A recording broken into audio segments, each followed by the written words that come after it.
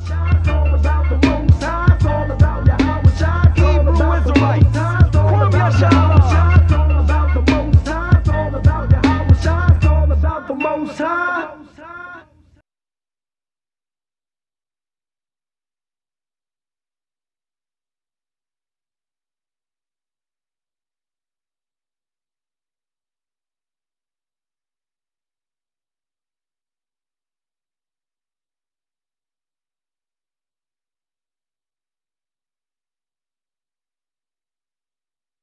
Jesus is real, but you devils taught lies on Christ. So many lies that when we come with the truth, people think that the lies is the truth and that the truth is the lie. Who changed the truth for God into a lie? In English, Jesus Christ. In Hebrew, it's Yahweh Shai. So do or die. The immaculate conception is deception, along with the myth of giving gifts on December 25th. Christmas is Satan's claws, the birth of Nimrod, and not the son of God. To you was kinda odd. On the Passover, Christ was born in the spring. So now we bring the truth about the King of Kings. That's Black Jesus and not Caesar Borgias. And the facts can't be changed. It's all about the Most High. It's all about Yahweh Shai. It's all about the Most High. It's all about Yahweh Shai. It's all about the Most High. It's all about Yahweh Shai. It's all about the Most High. It's all about Yahweh Shai. It's all about the Most High.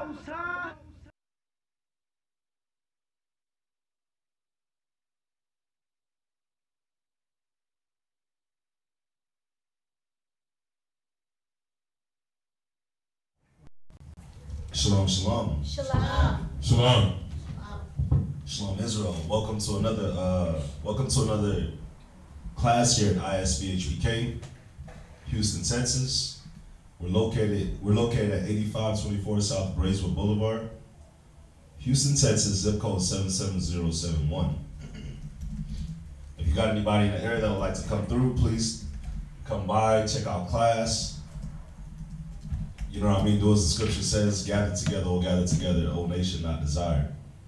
So here in Houston, we got classes from Mondays and Wednesdays from 7 to 10 p.m., Fridays from 6 to 9 p.m., and Shabbat, Sabbath morning class, from Saturday from 10 a.m. to 2 p.m. or however long it goes, because on the Shabbat class, that's usually when we do our questions. We answer our questions.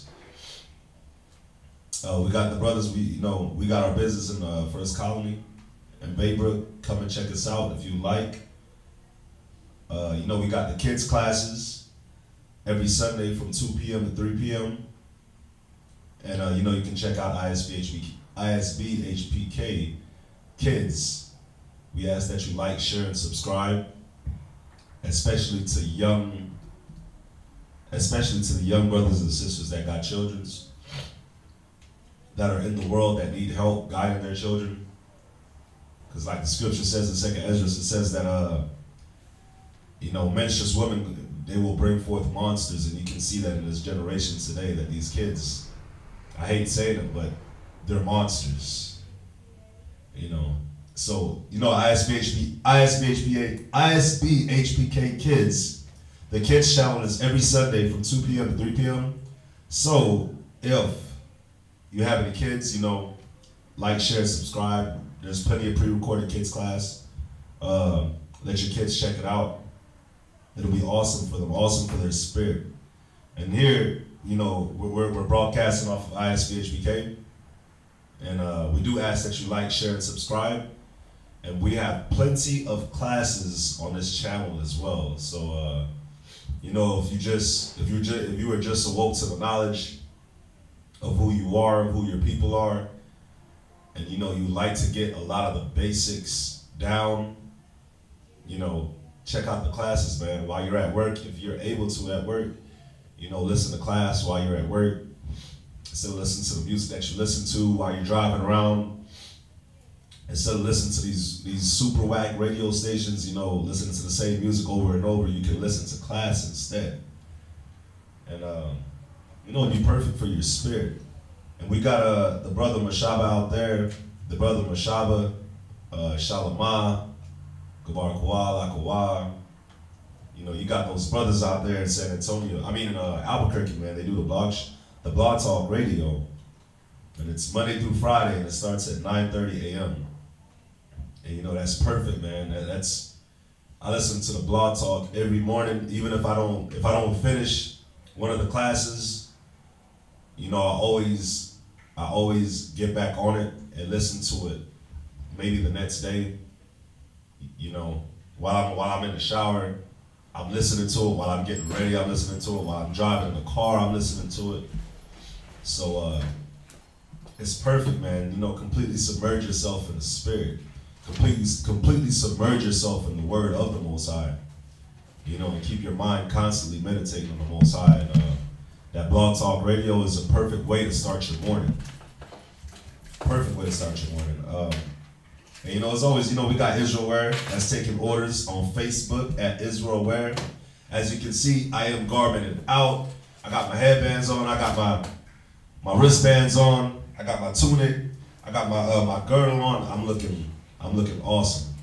So, you know, Israel Wear, man, you know, definitely check it out. You can check my brother out right here. The headband is fly. The vest is amazing. I mean, you know, our sisters, man, they're awesome. They're amazing. They put a lot of time, energy, effort, spirit into the garments that they make.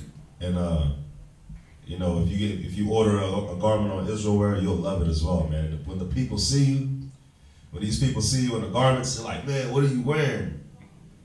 You know, it looks weird to them because they've never really seen it. But one thing that they do see is the quality. They see the quality in these garments, and you know, they don't know what it is, but it looks amazing to them. And that quality stands out to them as well, man. So definitely a big shout out to Israel Wear, and a shout out to all the sisters that put their time and their effort into making these garments. And if you'd like to reach any of the teachers, if you got any questions, we got Priest Kazakian. His number is 281-707-2737. It should be on the screen as well. You got Priest Quatzazop. His number is 303-557-8979. And if you have any donations, any monetary forms of donations, all contribution is welcome and needed. So, you know, it's on the screen if you'd like to help out. And with that, do we have any questions? Any questions in class? Any questions online? Not yet. Okay. We'll give them a little second. We'll give them a little second to log in, and if they have any questions to post. How y'all feeling today? Awesome. It's Wednesday, it's Sunday. That's the scripture I was looking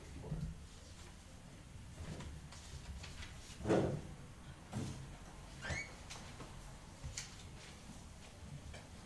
Like I said, we'll give them a second to log in and post their questions. Also, you know, you can like and share, and share the link and get it out as well.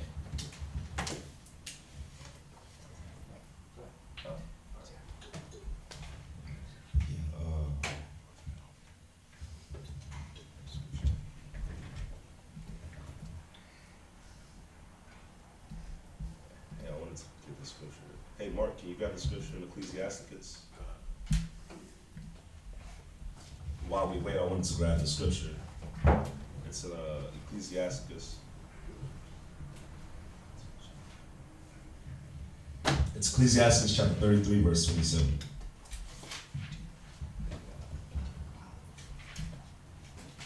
That's right. Yeah, read that. Ecclesiasticus chapter 33, verse 27. Send him to labor, that he be not idle. Go ahead. For idleness teacheth much evil. So, reason being for pulling the scriptures, the last part says what? Idleness teacheth much evil. So a lot of times, man, when you do have your idle time, that's when your mind is in focus. So with your mind not being focused on a topic or a specific task that's on hand, your mind tends to get idle. And that's when you give the opportunity for Satan to come in. So you wanna always be doing something. If you know you're resting, yes, definitely rest. but try to keep your mind meditating on the Most High as well. Meditate, trying to see where Satan can come through. Because when you're idle, that's where he can come through. That's when you start to get back into your comfort zone.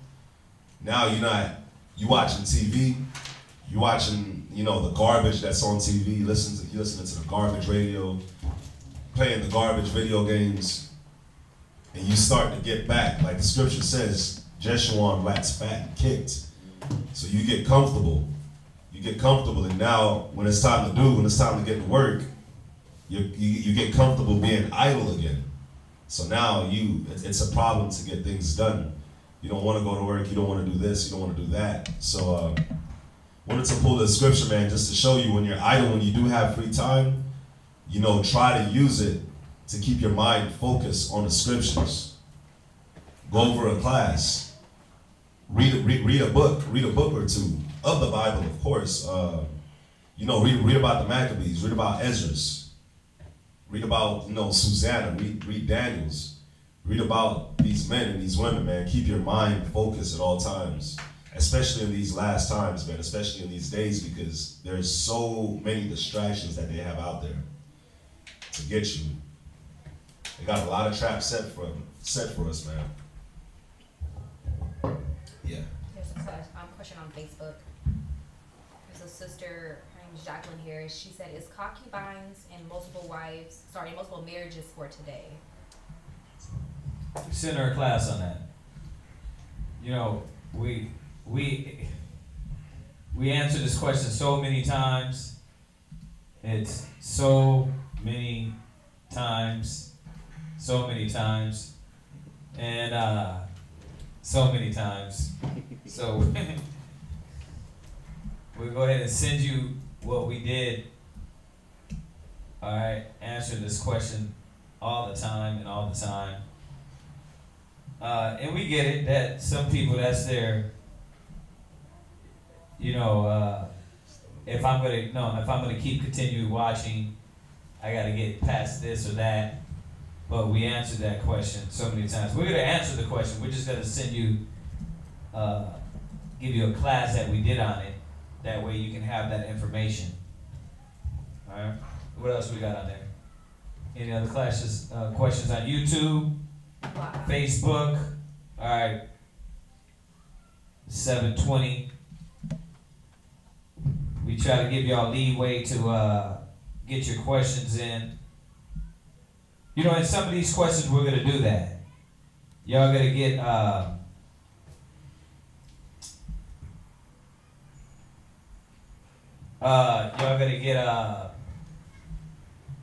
classes on a lot of things we talked about, or like a lot of things we already went over. So, yeah, we're going to wait a few seconds. Nothing? Okay. All right. Go ahead and go into class then, and if they have any questions, they can save them. Okay. All right, we can go into tonight's topic. All right, so the topic for today's class is going to be the pride of 2018. The pride of this place. So the first scripture we're going to start off is with Amos chapter 8 and verse 11. And what are we talking about? What's the point of tonight? The point of tonight is to go over and see from the year of 2018, like just everything that they got out there. The new things that's popped up, the new distractions, the things that are not important that they try to force in your face to make it seem like it is important. When you look at CNN, when you look at Fox News, when you look at MSN, NBC, it's the same garbage every time that they throw in your face. And it's supposed to be news. It's supposed to be world news. Because you do got your local news that tells you what's going on locally. But when you go on CNN, Fox News, MSNBC, yeah, that's global. So when you check them out, they don't tell you nothing. Like every time you go on, like I was on there today watching the news. And it's always the same. It's always the same thing. It's something about Trump. Russia hacked into the elections, and it's a witch hunt. They're always speaking on something they drag it out, man. They literally drag it out. They beat the dead horse. And there's actually a lot of things that's going on that they do not put. So unless you're like, you would have to be on like Al Jazeera, right? Al Jazeera is showing you what's going on in the Middle East. They're showing you the economy of the different worlds, because you live here in America, you just think that the economy is fine. Because like the scripture says in 2nd Ezra, because victuals will be so cheap on the earth, you think that you're in good safety. You think that everything is cool because you could buy food. You know, you work your job, you go home, you got a shelter over your head, and the food, you know, you can still afford it. So you just think that everything is okay, but behind the scenes, you don't understand what's really going on. It's like, I had a thought today. We're gonna touch on this, but I had a thought today, right, about Trump sending the troops to the borders for this migrant caravan that's coming up, right? They have that on there, but like, do y'all consider, like, maybe, I'm not saying that this is what they're doing, but do y'all consider that that is just, that migrant caravan is a false flag for them to put troops at the border?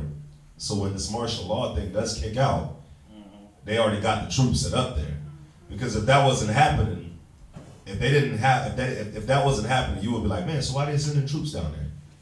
Why they got the troops? You'll think something is up. But now they could be using that as a false flag for them to put these troops, start having troops in certain areas, start giving them leeway for them to just come into your neighborhood and come do what they want to do, because they just want to search you, because, you know, they're going to enact martial law. Sis? I was going to say, in the name of, quote unquote, protecting U.S. soil, they'll be like taking over, you know, like forcing themselves on the people here in the United States. Yeah. Well, yeah, that's the point of tonight's class, is just to touch on all these distractions, man, that easily distract our people. And or for the ones that their eyes are open, we're able to see all the prophecies and things coming to pass. That the Bible is not a lie. The Bible is not a comic book, and everything you believe in the knowledge in the Most High is working, is happening. You know, a lot of people don't believe in the scriptures. They don't see, because they don't see it happening. It's because they're asleep. So where are we at first? All right, so it's Amos chapter 8, verse 11. Amos chapter 8, verse 11. Behold, the days come, said the Lord power, that I will send a famine in the land, not a famine of bread, nor a thirst for water, but of hearing the words of the Lord. And I love this scripture, man. It's a beautiful scripture because it's twofold. Read again from the top. Behold, the days come. So the Most High is saying, behold. Behold meaning to look, pay attention. So the Most High is saying, look. Well, what's the problem with our people? They're asleep. They're not paying attention to anything. So when the script, like the scripture says, it's going to be like a thief in the night. So when the Most High and all these things starts, when the Most High makes all these things start to happen, it's going to be a shock to them. It's going to be a shock to them. So everything that has been taking place in 2018, leading up to now, in 2019, when certain things starts to being implemented, it's going to be a shock to them because they're not paying attention. Like, for instance, in December 2017, that was when Trump recognized Jerusalem as the capital of Israel. And that was a big thing. But now it's died down. Why? Because they're putting, throughout the year, they put all this other propaganda and things that they wanted to put in your mind. So now you don't think about that no more. You don't think of that as being serious. It's kind of just swept under the rug. Read it from the top again, brother. Behold, the days come, said the Lord power, that I will send a famine in the land. Let me get one right with that, because I like that. It says behold, and the point you're making is that our people are not watching. God. They're dead asleep. They're not awake. They're not aware. They're not seeing what's going on. It's a fairy tale. It's another day in America. And that's what they've done. They've numbed the mind of the people to all the hurt and pain and suffering throughout the world with the news. Then they also, you know, because it's both. Yep. It's an onslaught of stupidity on one side. It's distractions all around, right? You're distracted over here with this, and you know, with the Trump, the media, and all that. Or you're distracted with some stupidity, or you're getting just onslaught of the other madness that's going around the world. Exactly. Right? But he said, behold, look. Read that Matthew 13 and 16, and then we'll jump back to there. Matthew 13, verse 16. And we'll dig into this point. Go ahead. But blessed are your eyes, for they see. Right. See, this is what they're not doing. They're not beholding. They're not paying attention. And that's what this topic's about, is about reminding brothers and sisters all the things that's going on through the world and all the things that's happening. We gotta pay attention. Got it. We gotta be awake. Definitely. And you know another thing that they did? Yeah. You know, you got to ask yourself, why are they legalizing cannabis? Why are they legalizing marijuana now? They could have been did that. But why? It's to keep you numb. It's just like you were saying. It's to keep you numb from all the pain and the hurt. So now instead of you dealing with your problems, now I'm going to just get high. Right. I'm going to go smoke. You know, I know people in the world, man. I know people in the world, instead of dealing with their problems, they're broke. But instead of dealing with their problems, they'll have $20 left. Their gas tank is on E.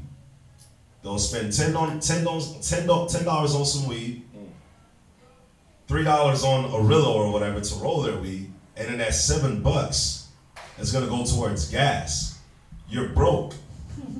Your gas tank is on E. You got a family. You got all these problems. You got $20 left, but guess what? I gotta get high, man. I gotta get drunk. So you stay asleep. You stay asleep, and you don't fight these issues that you have, especially mentally, man. And you can see it. You can see it. Yeah. What America is doing, they're attacking you mentally now. So mentally, you see these kids, man. They got so much going on. But I don't want to ramble, man. Let's read that again. Yeah, read it again. But blessed are your eyes, for they see, and your ears, for they hear. Right. See, your eyes see. Well, we supposed to. We supposed to be awake. We supposed to see the prophecies and things of the Bible coming to pass. We supposed to see the hurt, the pain. You supposed to see the blessings that the Most High is giving you. You're supposed to see what's happening to the wicked. Blessed are our eyes. The only way we're going to see, and it's going to be clearer and clearer, is if we stay in the knowledge. If we constantly opening up the book, because things get clearer and clearer as you see. But if you're not opening up the book, if you're not studying, it's just another day in America.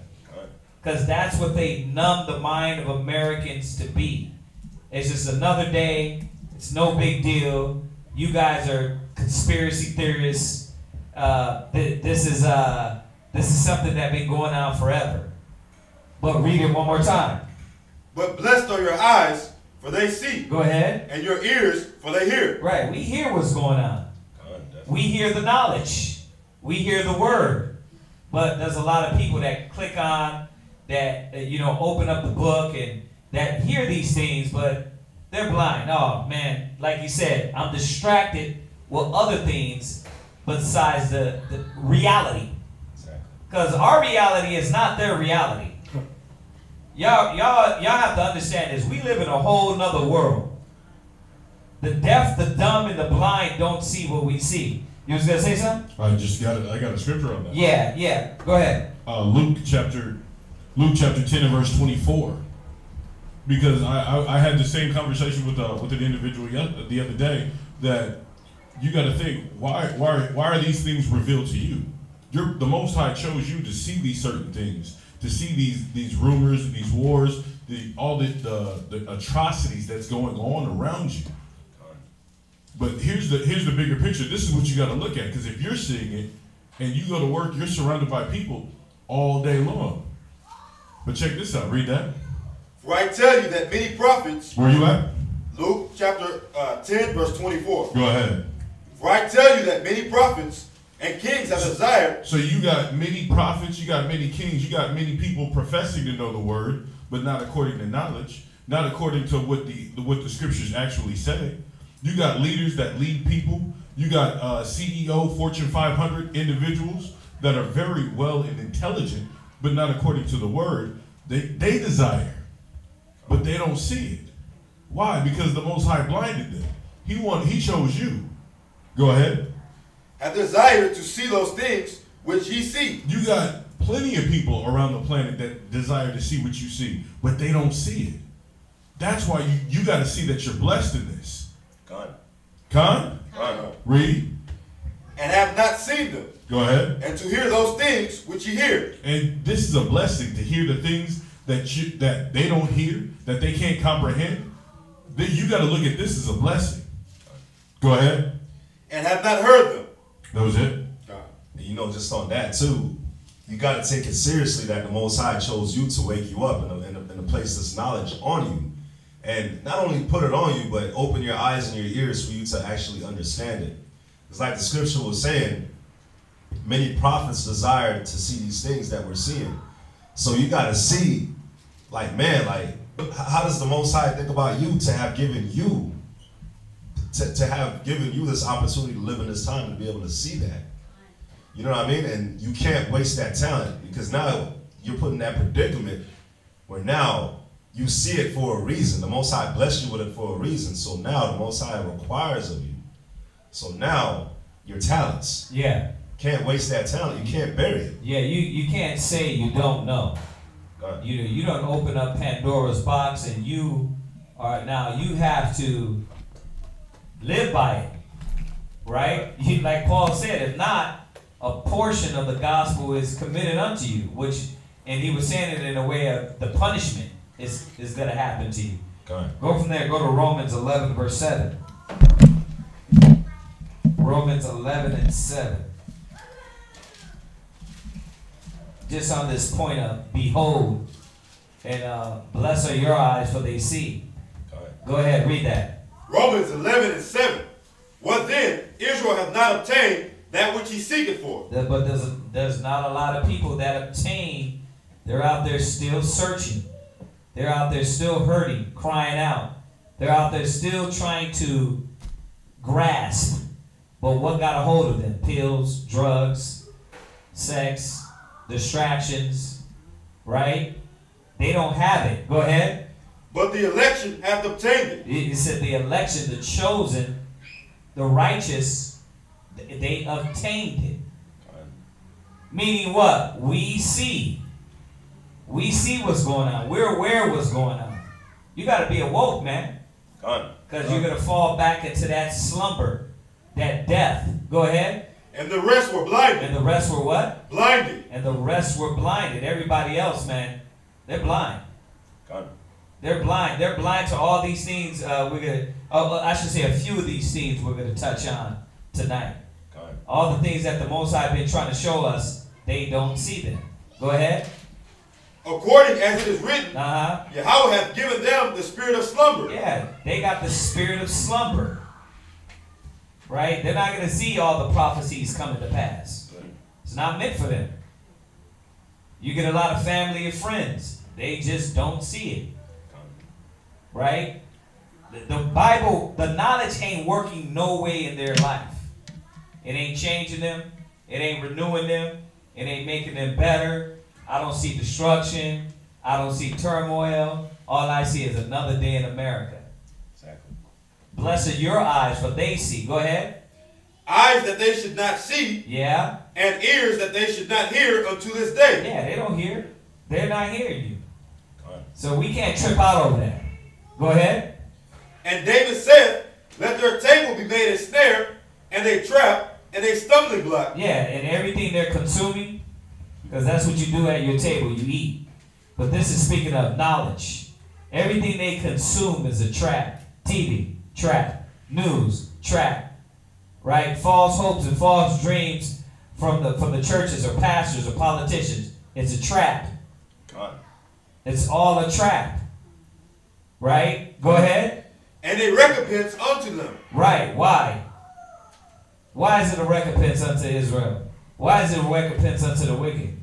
Because they don't really want to hear the truth. They don't want to hear the truth. Right? You know, you call to yourself what you like, what you love, right? You summons it.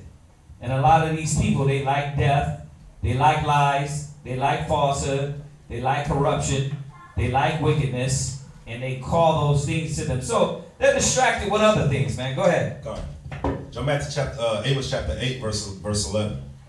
Behold, the days come, said the Lord power, that I will send a famine in the land, not a famine of bread, nor a thirst for water. Right, so they're so distracted. Yeah. They're so distracted that to them, it's a famine. What's the famine? The word. It's here, Yep. but at their table is what? What's at their table? The distraction. Throw up. When you read back down in that, what we just read, it said, you go to Isaiah 28 where Paul is quoting that from. He said they're eating vomit. God. It's all the distractions. So it's a famine. It's a famine because their eyes are not open to be able to see what is around them, what's happening. God. So it's like the word ain't even real to them. At all. It's right there. It's obtainable, right? God. What? Israel have not obtained what he's looking for, right? But the righteous has obtained it. The ones that see it. So, go ahead, read on. But of the hearing, the words. So read it from the top. Behold, the days come, said the Lord power, Uh-huh. that I will send a famine in the land, Right. not a famine of bread, Right. nor a thirst for water, Right. but of hearing the words of the Lord. Right. And that's as you see this momentum. It's starting out and it's gonna go further and deeper unto this famine to the point to where they're not gonna have the opportunity they got now. Exactly. But they do, but it's still a famine. Our people, man, are dried up, thirsty. They're those dry bones because they're not looking. They don't want and desire truth. Go ahead. And you know, that's why you got that scripture that says, when the Most High comes, shall he find faith in the land. Right. And think about it. There's a church on every block. Every block there's a church. It doesn't matter it doesn't matter if you live in America or you live outside of America. There's a church on every block, every corner, every community. Right. Different religions, all teaching from the Bible. So think about it, why would the Most High say that when he comes, shall he find faith in the land? Why? Because even though it's a church, they're not teaching the words of the Most High. They're teaching what they want to teach. So it's still a famine. You're not hearing it. You're getting a lack of it. Go to John chapter 6, verse 63. And it's beautiful, man, because this is what everybody's looking for. This is why the world is out of course. This is why everything is upside down, is because it's that famine. You're lacking. You don't have, think about it. It says, I will send a famine in the land, not of bread, nor of thirst of water. You need bread to eat. You need water to drink so you can live. But he said it's not going to be that. It says the word of the Most High. That's what's going to be the famine. You need that to live as well. So why is everybody the way they are now? Why people can't live normally? Why is there so many people depressed? Anxiety, health issues. Because there is a famine, even though there's a church everywhere, even though there's a gospel channel, whether you have cable or not. Joel Osteen is on there, Creflo's on there, T.D. Jakes. But those people are still in a famished state. You're going to say Abdar? Because they don't look at this as the true nourishment that's really fortifying our bodies mentally and spiritually. Like the scripture says, man shall not live by bread alone, right, but by every word that proceeded from my mouth. Right. That's the true nourishment. all the brothers and sisters, man, that's running to America, like my family did. We ran to America from Jamaica, trying to live, quote unquote, but we could have lived back home. Now that I think about it, why? Because if we would have just followed the word, the Most High would have blessed us. But why is the Israelites in poverty, no matter where they go? Because they don't have the wisdom, knowledge, and understanding of the Most High to get out of it. Right. That's that famine of the word. But read this, John chapter 6, verse 63. It is the spirit that quickeneth, the flesh profited nothing. Yeah, man, like, man shall not live by bread and water alone, but by every word. Your flesh is not going to have no profit, man. You will not enter into the kingdom. Flesh and blood can't enter. Go ahead, read. The words that I speak unto you, they are spirit and they are life. They are what? Spirit and they are life. So in Amos 8 and 11, it says, but there's going to be a famine of hearing the words of the Lord. And the words of the Lord are what? Spirit and they are life. So the words of the Most High, that's spirit. That's life. Why is the people outside of the truth, the people that's asleep, how come they look like zombies? Because they don't got the word of the Most High. They don't got the spirit. Why is everybody dying? Why is cancer, diabetes so high? They don't have that life. The words, the law is life. The commandment is a lamp, and the law is life. They don't have that. So what do they have? They have death. And not only that, but they don't have the spirit either. So they're literally walking zombies. Literally like the walking dead. Jump back to Amos. Now you're going to read verse 12. But another thing too, man, it's such a beautiful scripture, man, when you look at it, this Amos 8 and 11. Because a lot of us don't think of the word as being nourishing to us. Just think about something as basic as a man being with a woman. We don't even comprehend that. The people in the world, they don't comprehend that, man. So now you look at a place like Atlanta, something that happened in 2018. So everybody knows that Atlanta like just took over the homosexual scene from San Francisco. Used to be San Francisco, now it's Atlanta. The bad thing about Atlanta is this, that's where our people's at. Another thing, Atlanta, the AIDS population in Atlanta is at 8%. This happened during our year. So the population of Atlanta, 8% of it has HIV AIDS. That's almost 10%. That means that you could pretty much say 1 in every 10 person that you meet has HIV. You better, bro, now I see why Bonaparte left that city. You know, you better be careful. You can't be going over there being a whoremonger. You're gonna get the wrong person. And you know what they advertise on the radio station is that they got a pill, they got a supplement that suppresses the HIV so low that it's saying if it's not traceable, it's undetectable. It's PrEP. Yeah, PrEP. Yeah, it's that pill called PrEP. So Wow. so it basically suppresses it down to where it's dormant, but it's still there. Yeah, so they're saying if it's dormant. Then they have other diseases coming out worse than AIDS. Right. Man, that came out this year also. Yep. There's another disease that's supposed to be worse than AIDS. It's a flesh-eating disease. You know what's crazy? Now that I think about something, man, check this out. I forgot the guy's name, but remember, he bought that company that used to make the pill that was supposed to, if you had HIV, it was supposed to help you. He bought that pill, and he made the price of it like $5,000 for the pill. You talking about Remember, he dude bought the that just Wu-Tang went- Clan Yeah, yeah. Was it the AIDS pill? Yeah, he bought that.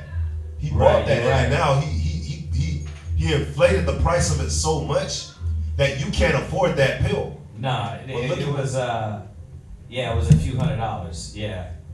Yeah, I know he went up with it. I might have exaggerated the number, but I know he went up with it to make it unaffordable. But look what they did in the backhand, in the back door. Now they came out with this, where it's like, you know what, I can't afford that pill, but at least I can suppress it. At least I can suppress it and now let's carry on with my life. Instead of actually changing and coming to the word of the Most High and praying, giving my life over to Yahweh. Nah, this is where the prophecies come in about the pestilence. Got it. You know, Deuteronomy 28, the botch. You know, all these things that our people are wrapped up in, instead of them coming back to the Most High, changing, now that you're going to fall into this destruction and get these diseases. And it's the ones that you can't turn around. You know? See, this is why the Most High said, blessed are your eyes for they see. Everybody else is going to keep, like what it says in the days of Noah, partying, dancing, popping up with a transvestite. And you're going to wake up with a transvestite. Why? Because you were so faded, you were so drunk, you was on pills, you're going to wake up and it was a dude. I keep thinking about that. It's to the point this time that in this generation that you can wake up and it could be a guy. But no, not a guy like you think. Not a guy, his Adam's apple is out. A full-fledged woman that looks like a woman. Yeah. There was just I think was it Venezuela? I think it was Venezuela or one of the 9.5 countries. You can look it up. She's the pageant winner, the Miss. Oh, yeah. She's, you know what I'm talking about, right? But she's a transvestite. Really? I think it might be Miss Universe is a transvestite. But my point is this. You're thinking, oh, you know what? I ain't gonna get caught with no dude. It's to the point where they are full-fledged transfigured into this woman. And you're going around and popping with these women, and you're thinking, oh, I'm good. Nah, you done slept with dudes. It's terrible, man. You done slept with men. This is why, bless you. When it says, bless are our eyes for what we see, what do we see? Is it just that we see the tornado over there?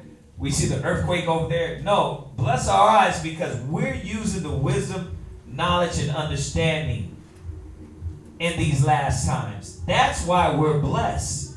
Because we're not going to fall into the destruction. Right? Go to, go to Ezekiel 9:4, which y'all all know this. A lot of y'all know this. Some of y'all might not. But read that. Ezekiel 9 verse 4.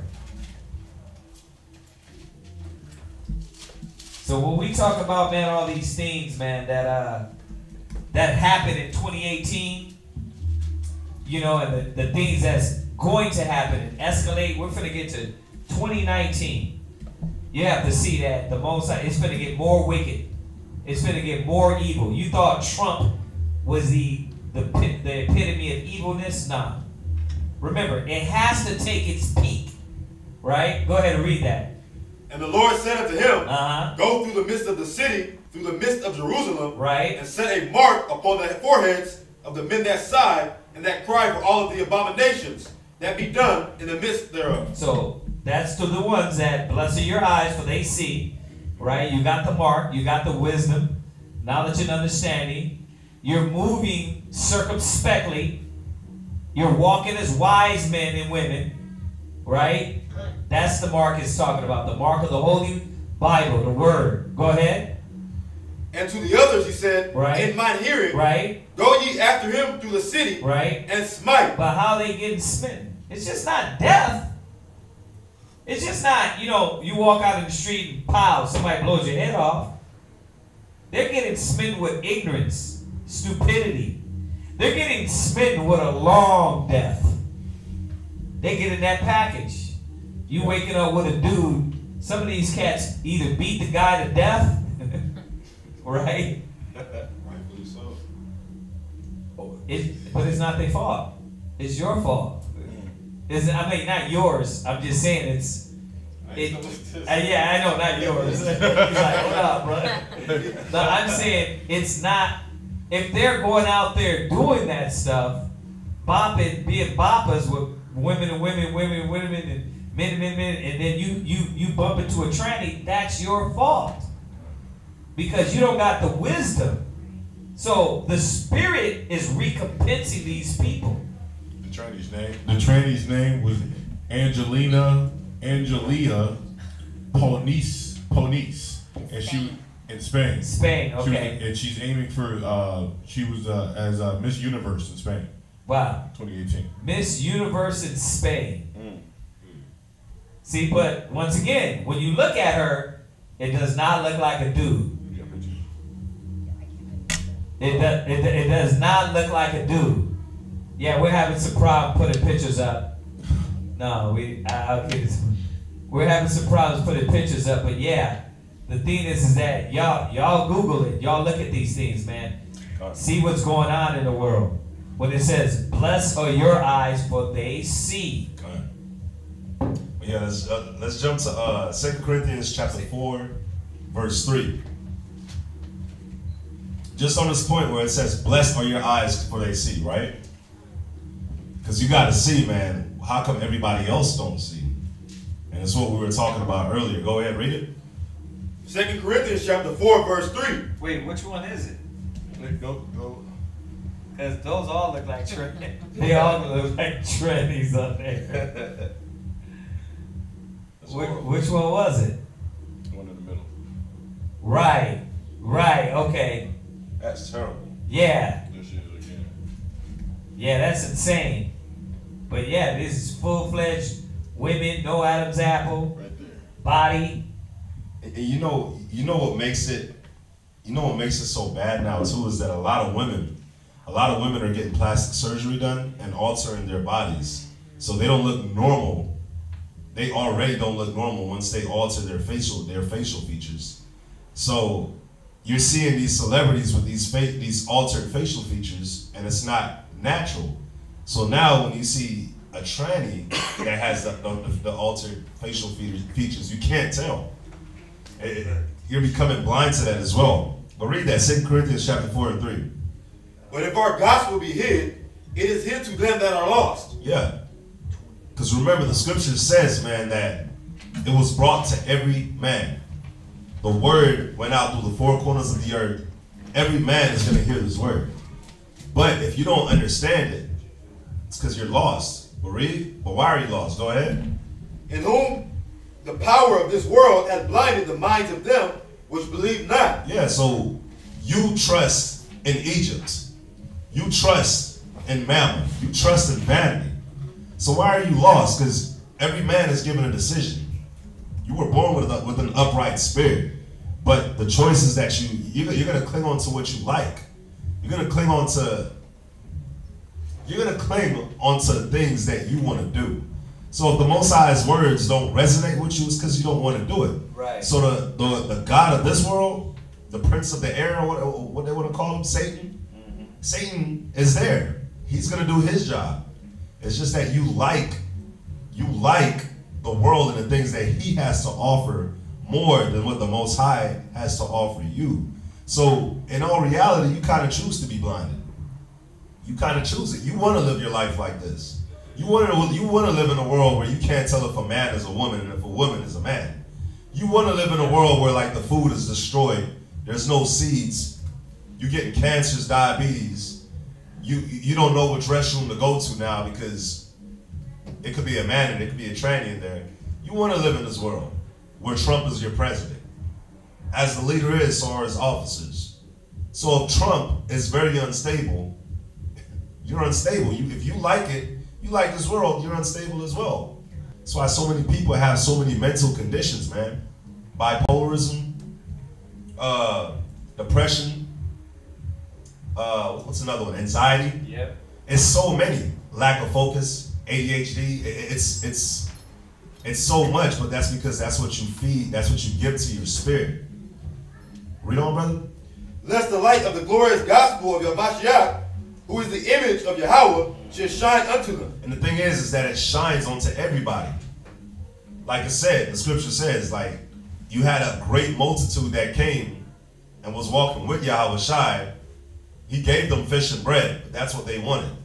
They didn't want the spiritual fish and bread. They wanted the carnal fish and bread. So now they follow him and you get the carnal fish and bread. That's it. But see, you only had a couple that came back. You had a very few that came back that was like, nah, I want the spiritual. I want that spiritual fish and bread and water that you have to offer. And that's what the people don't want. Jump to Psalms chapter 50 and verse 16. But one reason why the people don't want that is because they like what's being taught to them in church. They like the TD Jakes. They like the Creflo Dollar. They like the doctrine of prosperity, of being prosperous. So you got this pastor, two things. You got this pastor that just bought his wife a Lamborghini with your tithe money. Well, not your, you're an Israelite, so you're watching it, so it's not yours, but the world's tithe money. He buys a Lamborghini SUV. Like, you could have bought anything, but you're gonna buy such an expensive vehicle with, come on, man. That's why you have these people that don't want anything to do with the church. How are you gonna spend the tithe money on a Lamborghini? Christ rolled up. When Christ walked into Jerusalem, he was on a donkey. What was it, a donkey or a mule? I'm sorry, I don't want to mess that up. Or a colt. Yeah, an ass colt. Yeah, an ass. But when you looked at it, it was like a child. It was like a baby one. You have he could have rolled up in a chariot, but he rolled up on that. But you have these pastors rolling up in Lamborghinis, Benzes, jets, gator shoes, $5,000 suits, all from your tithe money. All from your tithe money. Why? Because they got you thinking it's about prosperity and you're going to buy your way into heaven. And it's just getting worse and worse and worse. So you have a lot of people that they just don't want nothing to do with the church because they see stuff like that. And they're like, man, even when I see anybody that speaks the word of the Most High, all it is Jesus loves. You're forgiven, my son. Say this prayer. Let me pray for you. God talked to me and told me to let me pray for you. So you got people that are semi-woken and they see through that, but then they don't. It just turns them off. These pastors do a lot more damage than good. Way more damage than good. It was another. I saw a video with a pastor in a strip club with his suit on. What are you doing? This was in 2018 as well. What are you doing? They have no fear of the Most High, man. Can I get one? Go to Isaiah 60, verse 1. Oh, are we? I believe so. Let's go ahead. It's all good. Go to Isaiah 60 and 1 Yes, sir. real quick. Because we're talking about these prophecies. We're talking about these things that happened in 2018. We're also showing, man, that you got our people that's partaking it and loving it. You got the Israelites that's awoke and aware and seeing why to stay away from all these things and seeing why to lock into the spirit. But in reality, it's like you're saying, it's like the spirit, the scriptures always say. You know, you're gonna, a man shall cleave to what he likes. It's what you like. And that's why you got to ask yourself, what's pulling you? While the world is crumbling, what is pulling your spirit? See, so read that real quick. Isaiah 60 and 1. Arise, shine, for thy light is come, and the glory of the Lord is risen. Go ahead, yeah, it's 60 and 2. Go ahead, read on. Is risen upon thee. Right, so, but is risen upon who? The ones that are awake. The light is the revealing, and we're able to see, right? These are being revealed to us. Go ahead.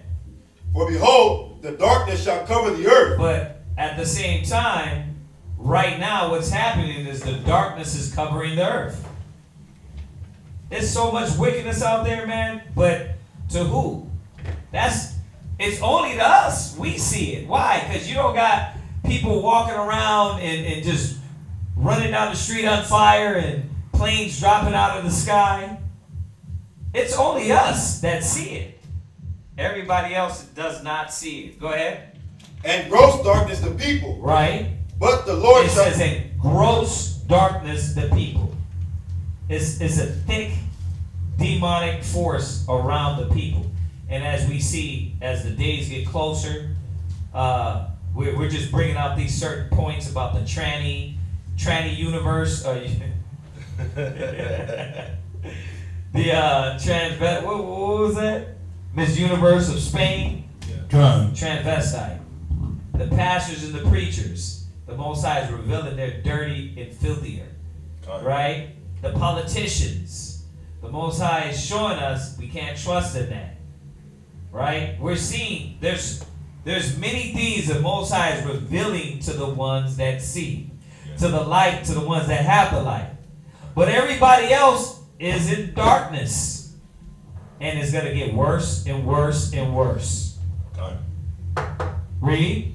But the Lord shall arise upon thee, and his glory shall be seen upon thee. Right, because through you, the example is going to be seen of righteousness. And that there is, the Most High is going to be able to look at the earth and say, wait a minute, everybody's not filthy and wicked. Like in the days of Noah. Yeah. Right? It was only 8 people. Okay. Imagine that happening again. 8 souls being saved and everybody else being destroyed.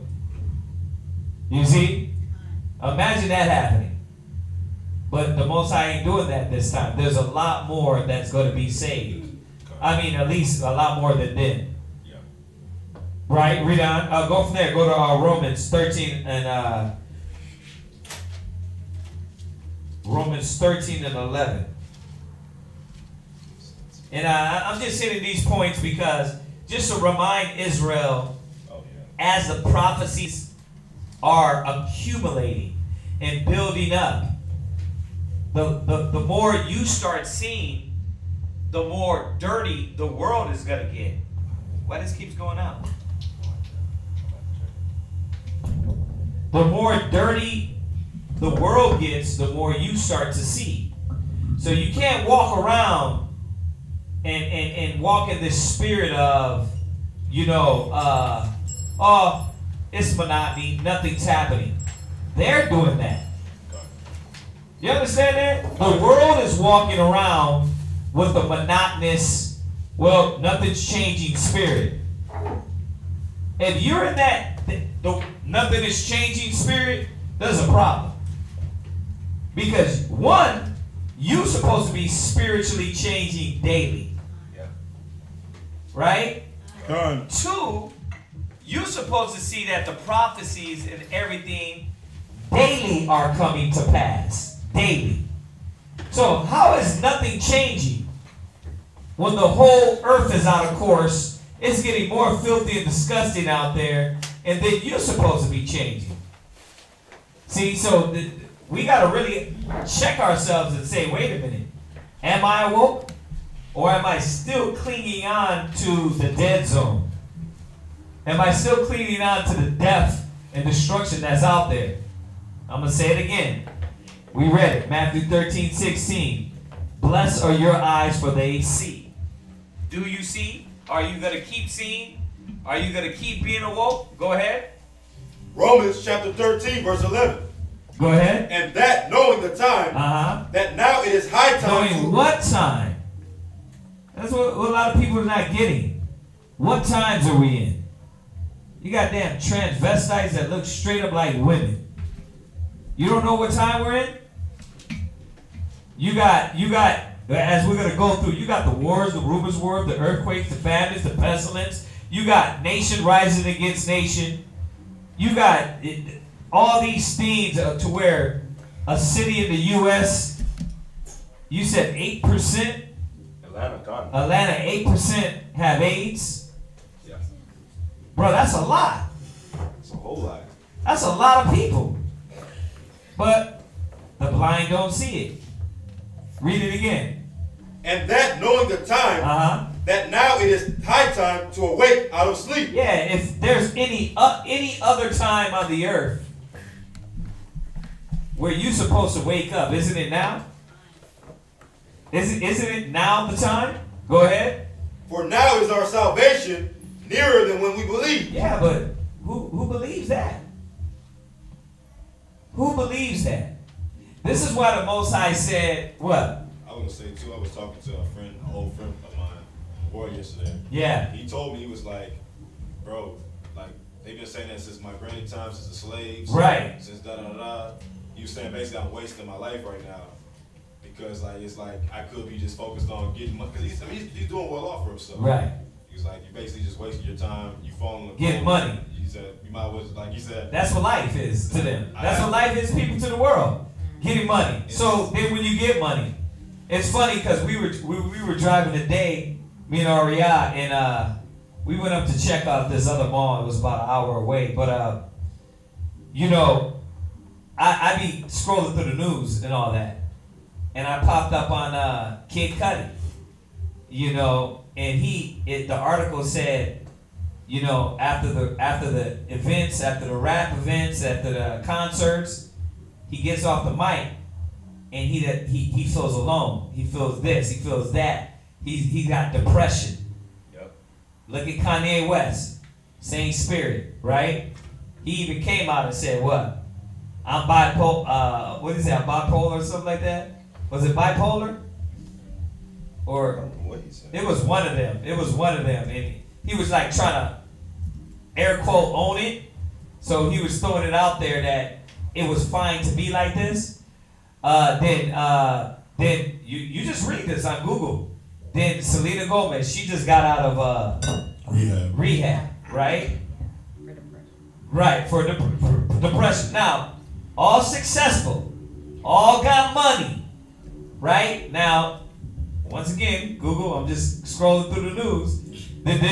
You got that singer? You got, hold on, Ariana Grande's ex-dude. Now, she's on her ex dude, but this Pete Davidson, right? He went on Instagram and did what? He went on there and was like, listen, I don't want to live no more. Right?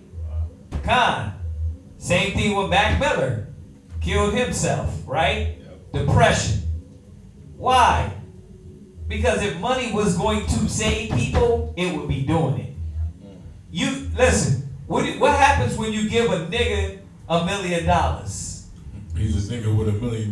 That's it. What happens when you give a drug head $1 million? He's a druggie with $1 million. What happens when you give an ignorant person? Listen, investors, I tell you. When you get money, you gotta learn how to invest, right? You're not all of a sudden going to change when you get $1 million and you win the $250 million lottery. Something has to change. You see how that ain't even logical? Like, get money how? Okay, I get money, but if I'm destroyed for the lack of knowledge, I won't know how to keep money.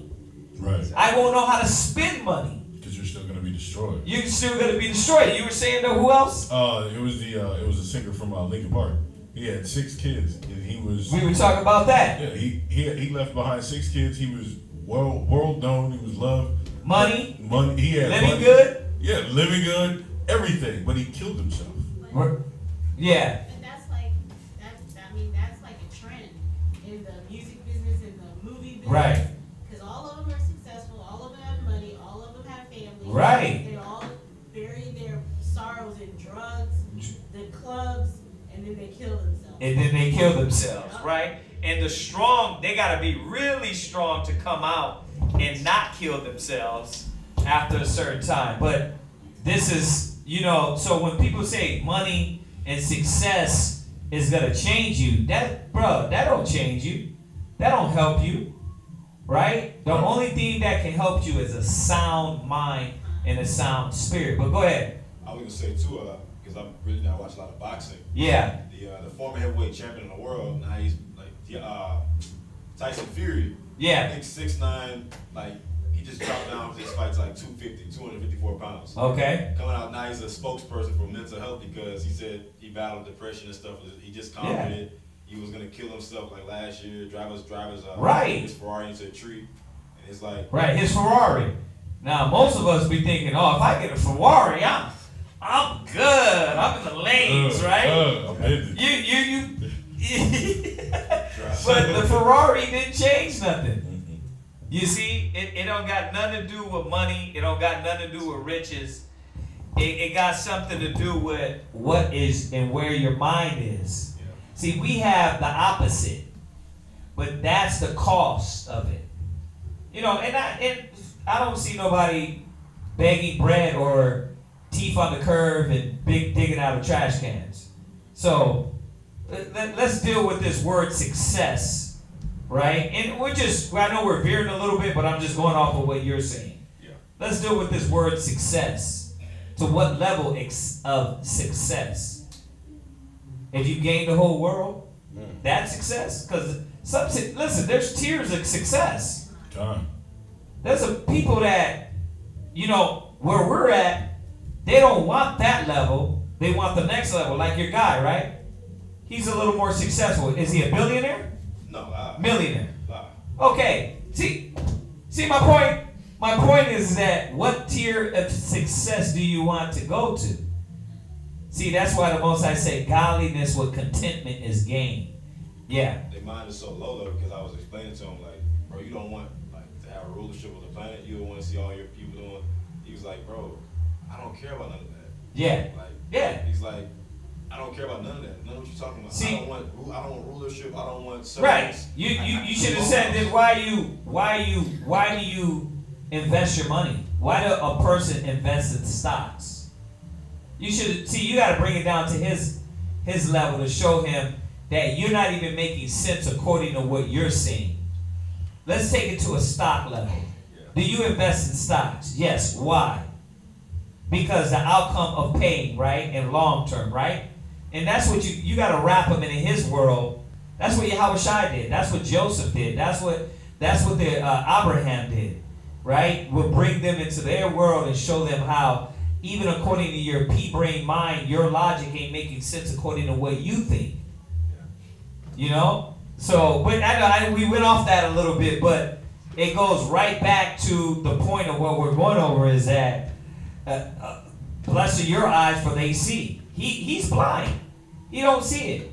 The world could be burning up, but oh yeah, that happens every year, right? That's what they say, right? God, I'm actually really happy that you brought that out. Yeah. Because that is the mind state of 2018.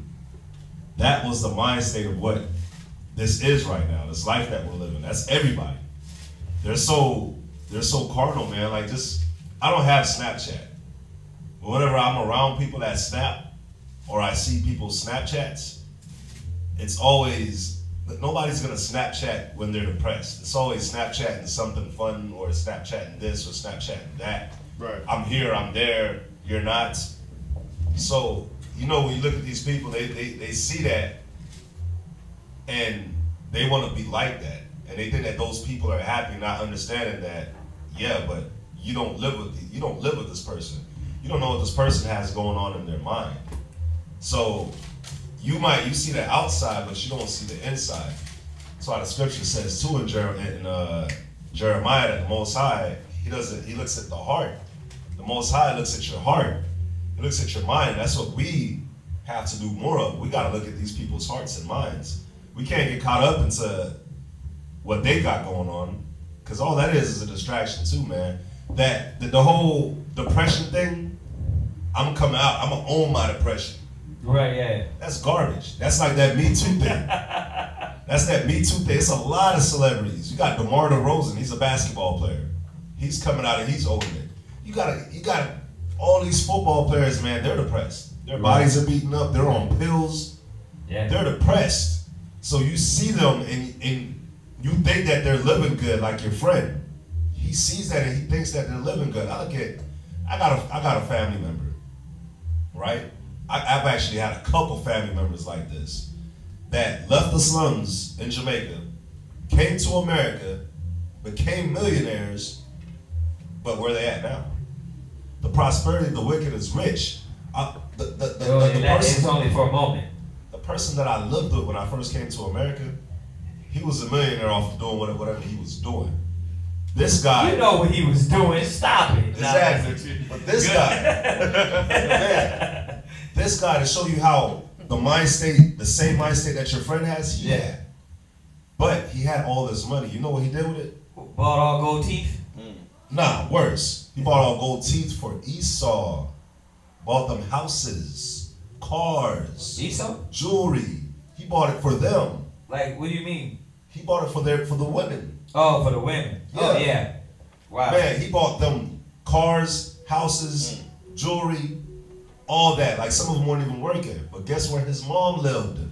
In an apartment. In the ghettos. In an apartment. So he was never respected by anybody really in the family. But now he's done. He's done. He's broke. He's completely done. And that's why you gotta go to YouTube and type in all the lottery winners. Have y'all seen that? No. Yeah, they go through all the lottery winners, how they won and where they at today. Yeah. Oh man, you realize that it ain't about money. It's about wisdom and knowledge. Let me get one right for Mark also, just to add to what he was saying. Go to 2 Peter 3. And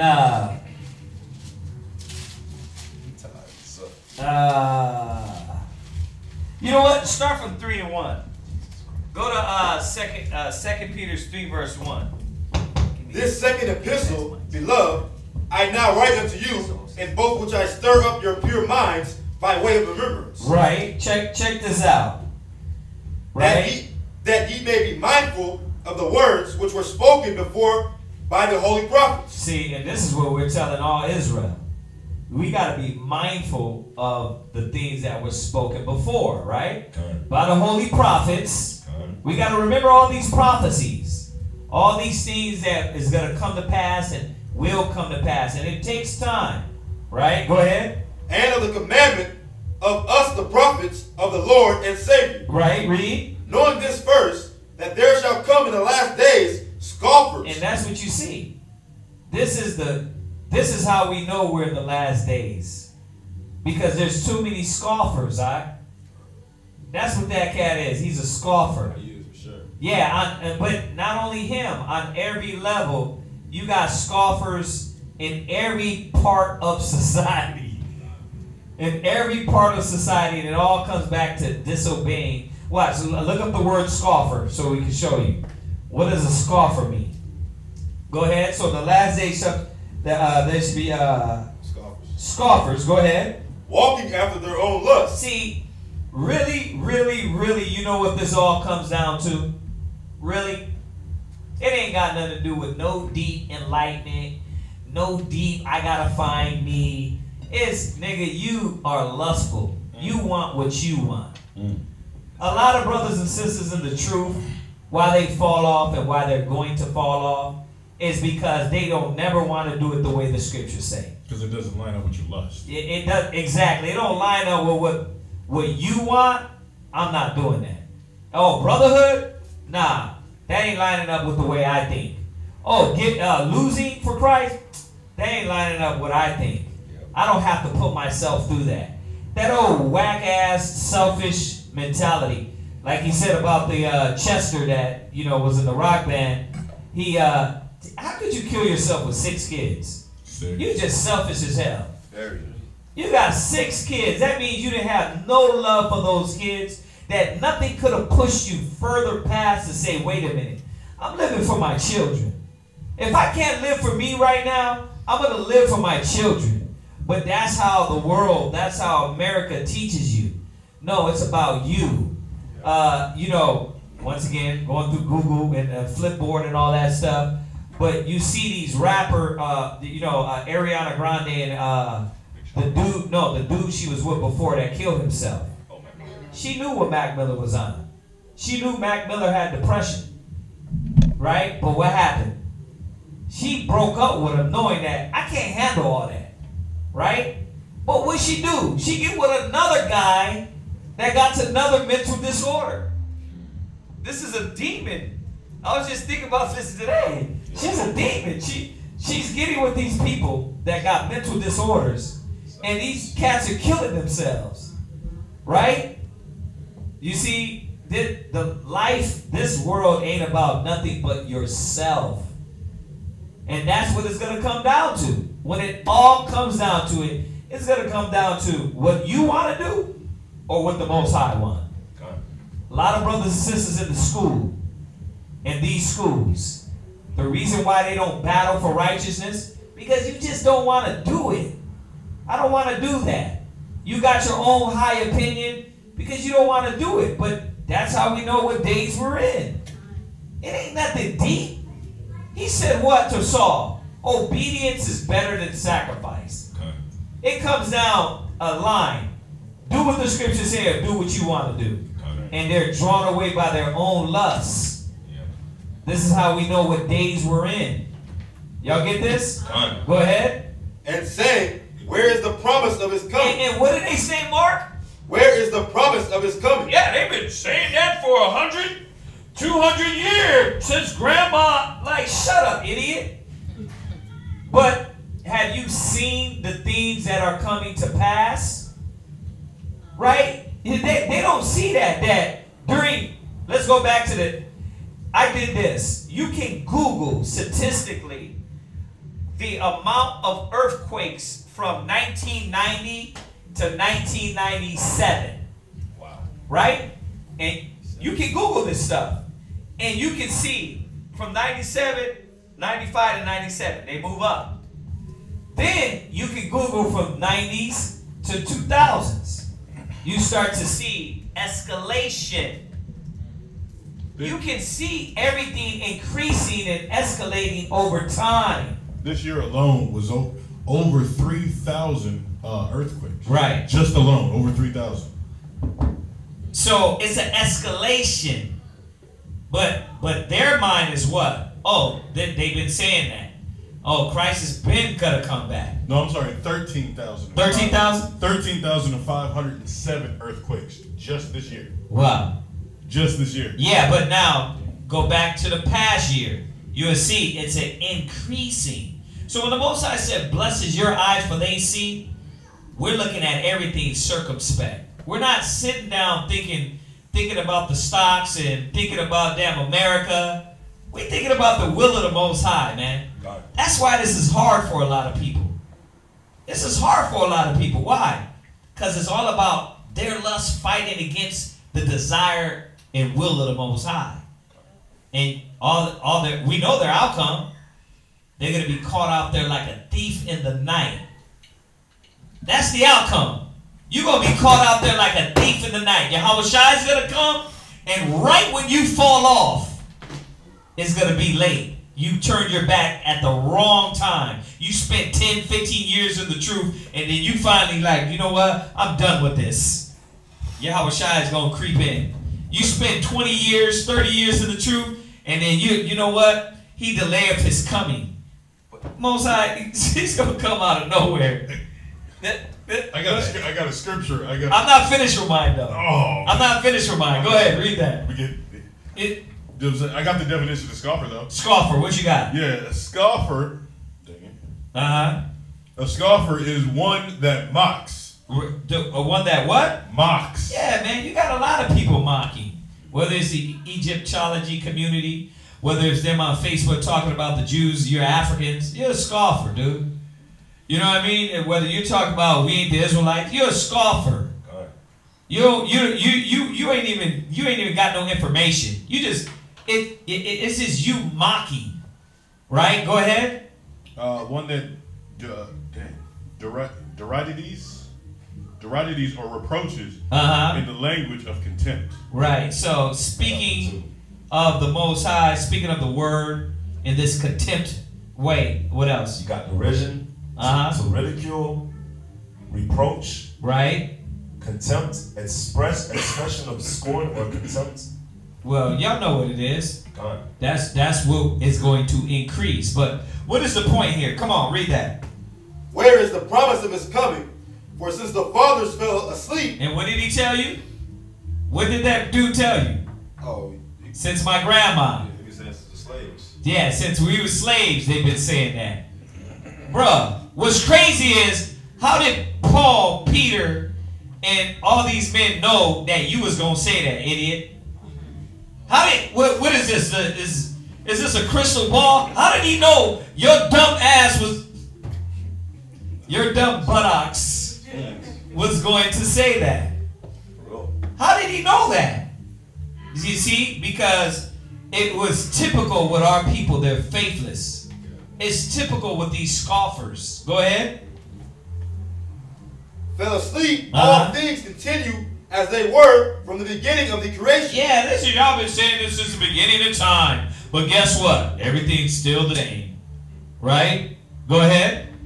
For this they willingly are ignorant. They're what? Willingly are ignorant. See, they're willingly ignorant. They're willingly ignorant of all the prophecies, the wars, the rumors of wars, the famines, the pestilence, the destruction, the damn transvestites. Like that was there back in 1995. In 95, you had straight out men turn into women? No. It's increasing, man. Every time I go to the mall, it's disgusting. Faggot is the new black. Everywhere, every black man is a fag. Where were we today? We went to the mall. Walked in somewhere, and the guy, him with his dreads and his milk and cookies. But that's just the spirit. It's like, you don't see this increasing?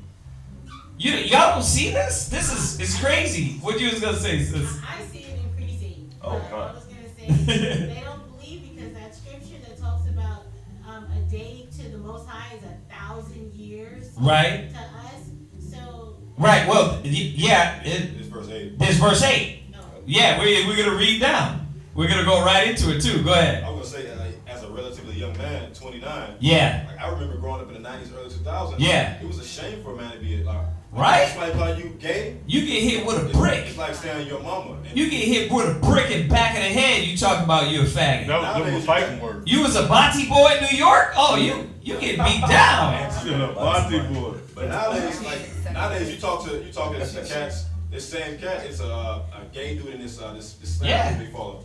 Man, they don't got nothing to do with me. This is so-called hard dudes, hood dudes, like Right. That's his life, man. Oh, all of them. All of them. All New Yorkers, they in that mode now. You know, you listen to the Breakfast Club, they're like, yeah, that's him. Let him live. All these rapper DJs, everybody is accepting this. Yeah. And you don't see what the world is becoming. You're accepting all wickedness. And it's not only transvestites and faggots and then these things. Trump, look at Trump. He's a white nigga. And you accepted it. They accepted it. You're like, Trump is the most idiotic president I've ever seen. Oh man. Yeah, he's the most stupid, ignorant person. He's worse than Bush. But guess what? Everything's just the same. Everything's going just fine. They're blind. They're willingly ignorant. Yep. See, and that's why we pointed out all these things for the year because, are you awake? Do you see? Go ahead, read. That by the word of the Most High, the heavens were of old, right, and the earth standing out of the water and in the water. Right. So you know what he's saying? He dropped something deep there. He's like, they don't see that the world sits in water and out of the water. They don't see that. Now, that's deep in itself, right? It's like, whoa, you just went from here to all the way over here, Peter, right? Yep. But you know why it's deep? Because what he's saying is, if you think you know something, and you know just the science of looking at the world and the earth, right? How could you say the Most High is not going to do things that he said he was going to do? They're not seeing that. That the power of the Bible, the power of the Most, he's not a God that he shall lie. See, but they're willingly ignorant. Go ahead. Whereby the world that then was being overflowed with water. Right. So then he comes back and reminds you and says, listen, you remember when he said the earth was going to be destroyed by water? It happened. See, it's only a matter of time. That's why we got to keep walking circumspect. We got to keep being awake. Right? And we didn't finish that to Romans 13. But it goes down in there. It says the night is far spent. The day is at hand. That's what it tells you in that Romans 13. The night is far spent. We in the days of darkness, to where darkness, wickedness, evil is good. That's what it is. It's nothing. You see it now and it's what? Man, y'all tripping. Well, that's the norm. You better get with the times, bro. Hell no. Don't never get with the times. Because once you get with the times, you're going to fall into the wicked trap. And then, that's why I'm going to tell y'all something. Y'all listen to this. There's a lot of Hebrew Israelites that are okay with it. They gave up the fight. They're saying this too. They're saying what? Yeah, you know what? I've been fighting and doing this all my whole life. I'm kind of bored now. You got to keep fighting, man. When that scripture says, "Who's going to stand against the? Who's going to stand up for me for righteousness against the evil workers of iniquity?" There was no time limit on that. You're supposed to be doing that until you go to the grave. Right. You're supposed to be preaching that word on the street, in the highways and in the byways. While you in your coffin. Well, yeah, while you in your coffin. You got to. But once again, we talk like this because it's real to us. Because even when you're there's some sitting amongst us that is not real to. Let's be real. There's some sitting amongst us. It's not real. It's just all a fairy tale. It's all like what did it say in Isaiah? As words in a book, right? Damn. Is that Isaiah or Daniel's? I think it's Daniel. Or is it Jeremiah? Go ahead, finish. We can go there. Go ahead. But the heavens and the earth, which are now, by the same word, are kept in store, right? Reserved unto fire against the day of judgment. You see that? There is going to be a day of judgment, just like it was water that is reserved to fire. Go ahead. And perdition of ungodly men. Yeah, and what? Perdition of ungodly men. Yeah. See? It's reserved to destroy ungodly men, this ungodly generation. Go ahead. But beloved, be not ignorant of this one thing. Go ahead. That one day with the Lord, as 1,000 years. Listen, it's only been, if it's the year 2020, it's only been 2 days. We haven't even been 3 days. Sorry, it's not even 2 days yet. See, very good point, sis. They don't understand that. And that's where they're like, well, where's the Most High? It's only been 2 days to him. Right? God. Now, let me show y'all something. Go to Hosea 6, verse 1. Just to throw this in here, then we'll go back, jump on the point. So it says, but beloved, be not ignorant for one day, for this one thing, that one day is with the Lord 1,000 years, and 1,000 years is one day. Right? Hold that. Go to Hosea 6, verse 1. Hosea chapter 6, verse 1. Go ahead. Come and let us return unto the Lord. Go ahead. For he hath torn, and he will heal us. Read. He hath smitten, and he will bind us up. That's what he's doing, right? He has smitten. He's whooping us. He beat us.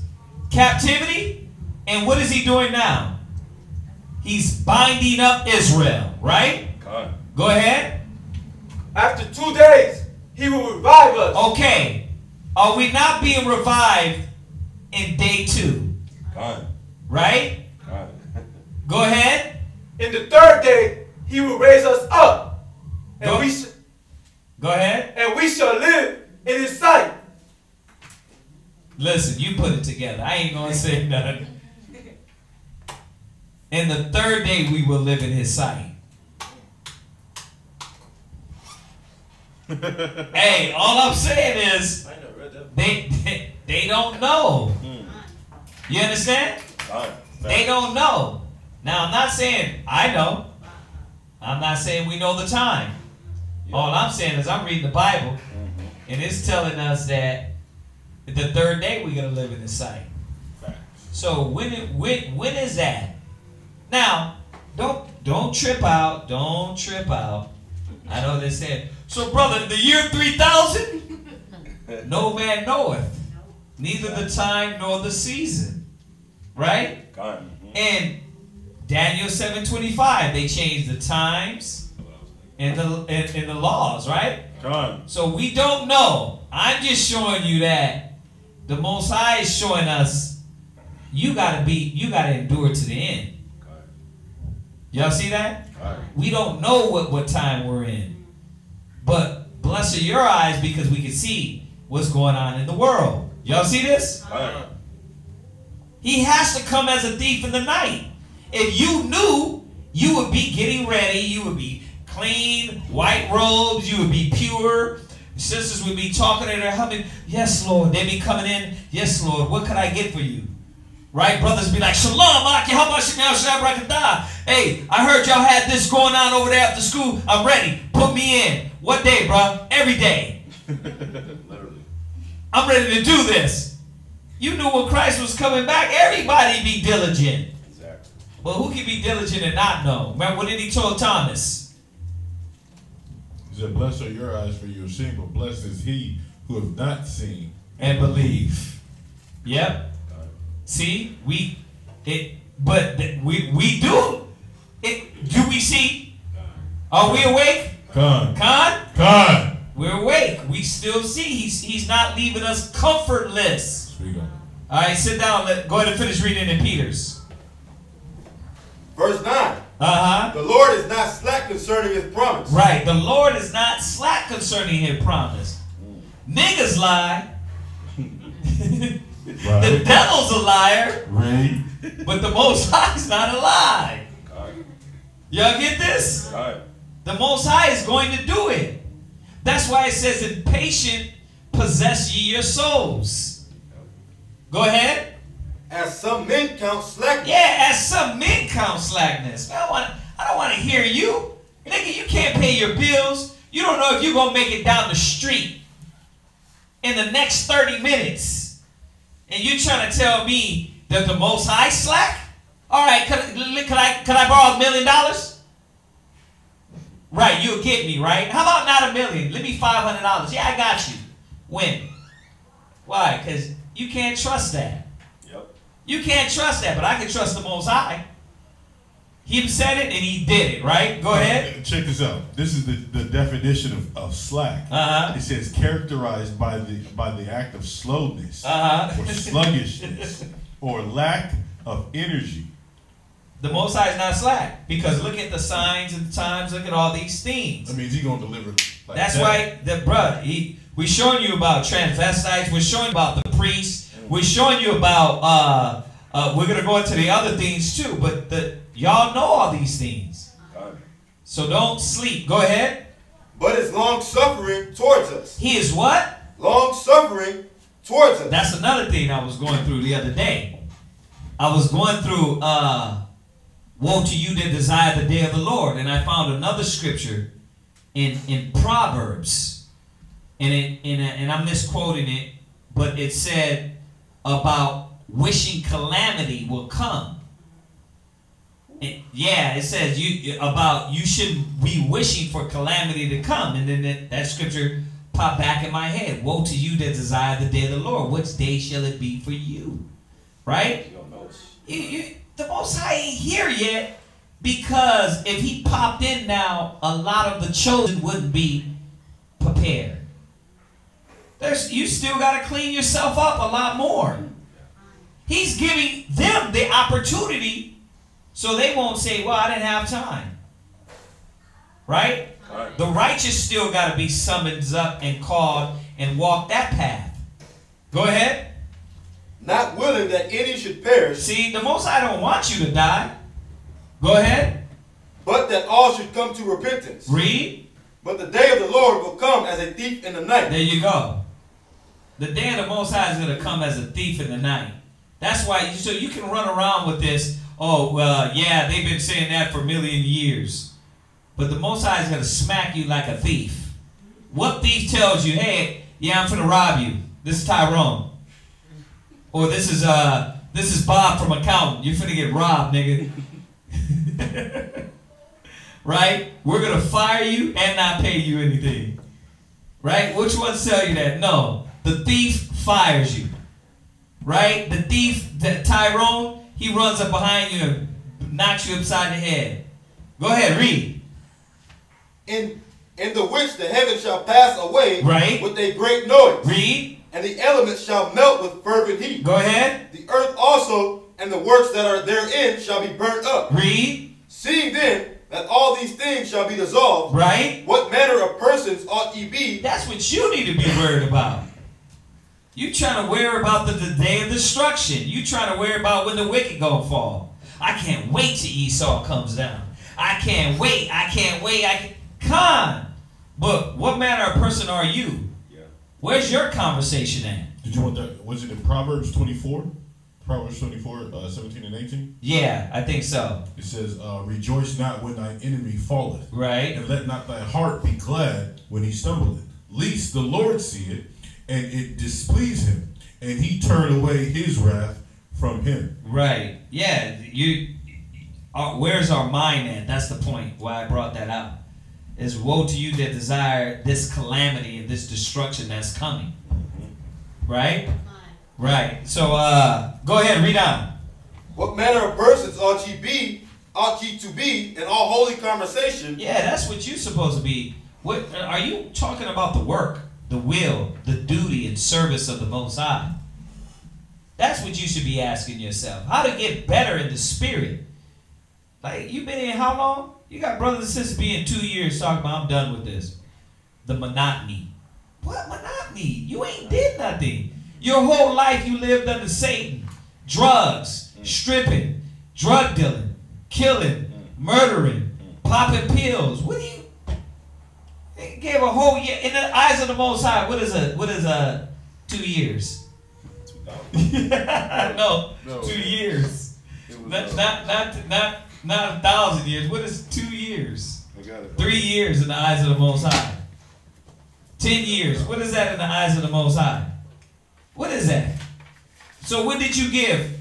2 years. You gave the Most High what?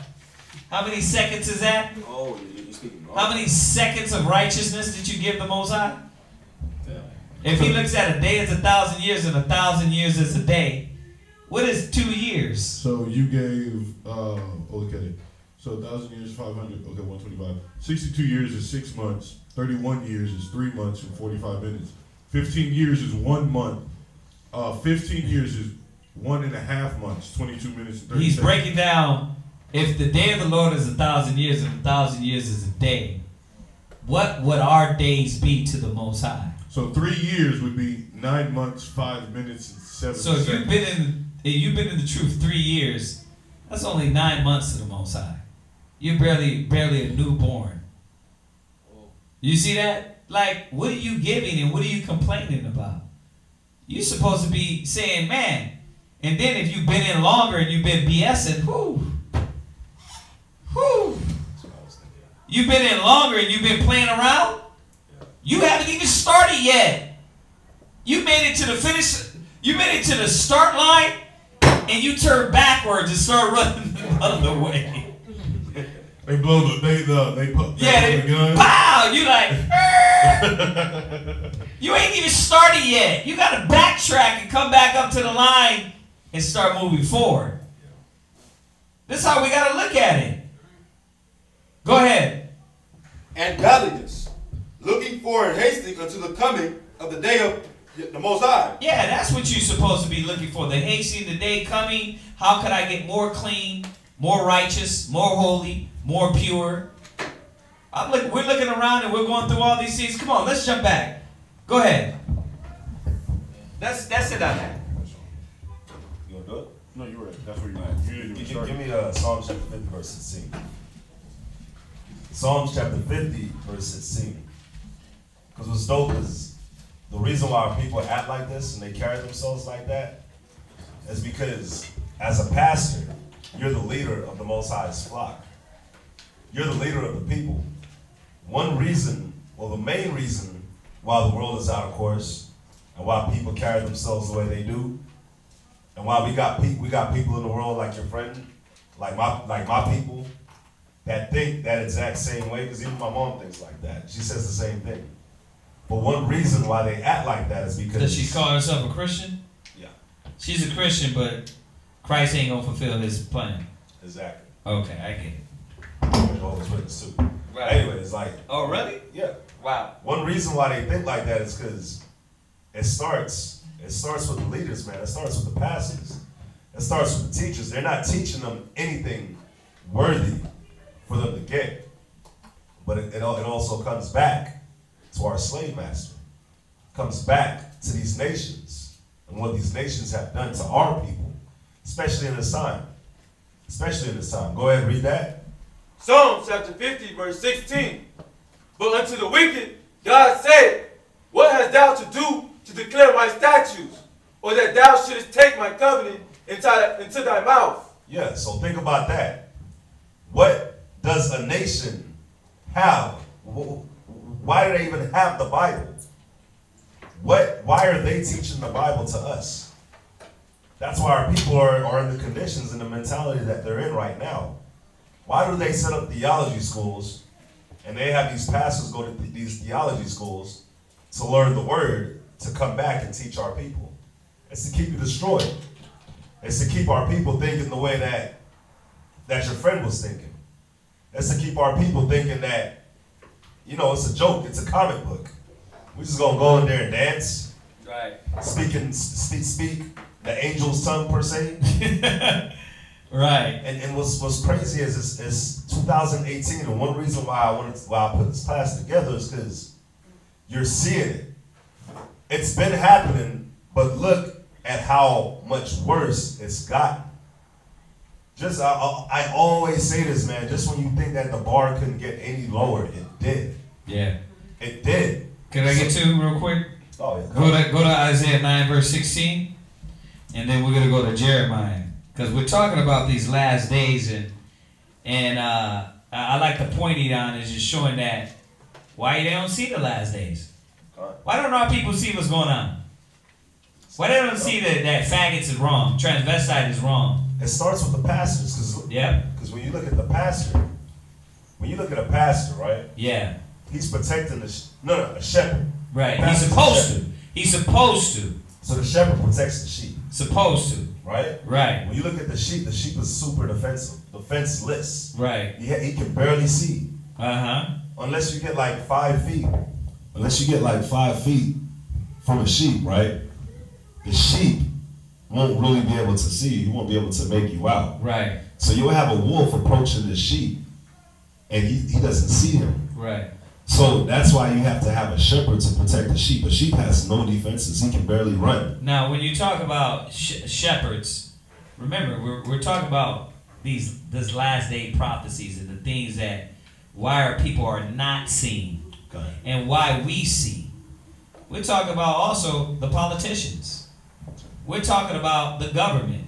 Anybody that was supposed to lead you, supposedly lead our people. They're not doing it the right way. Read that Isaiah 9 verse 16. For the leaders of this people cause them to err. Read it again. For the leaders of this people cause them to err. It says they cause you to err. They cause us to err.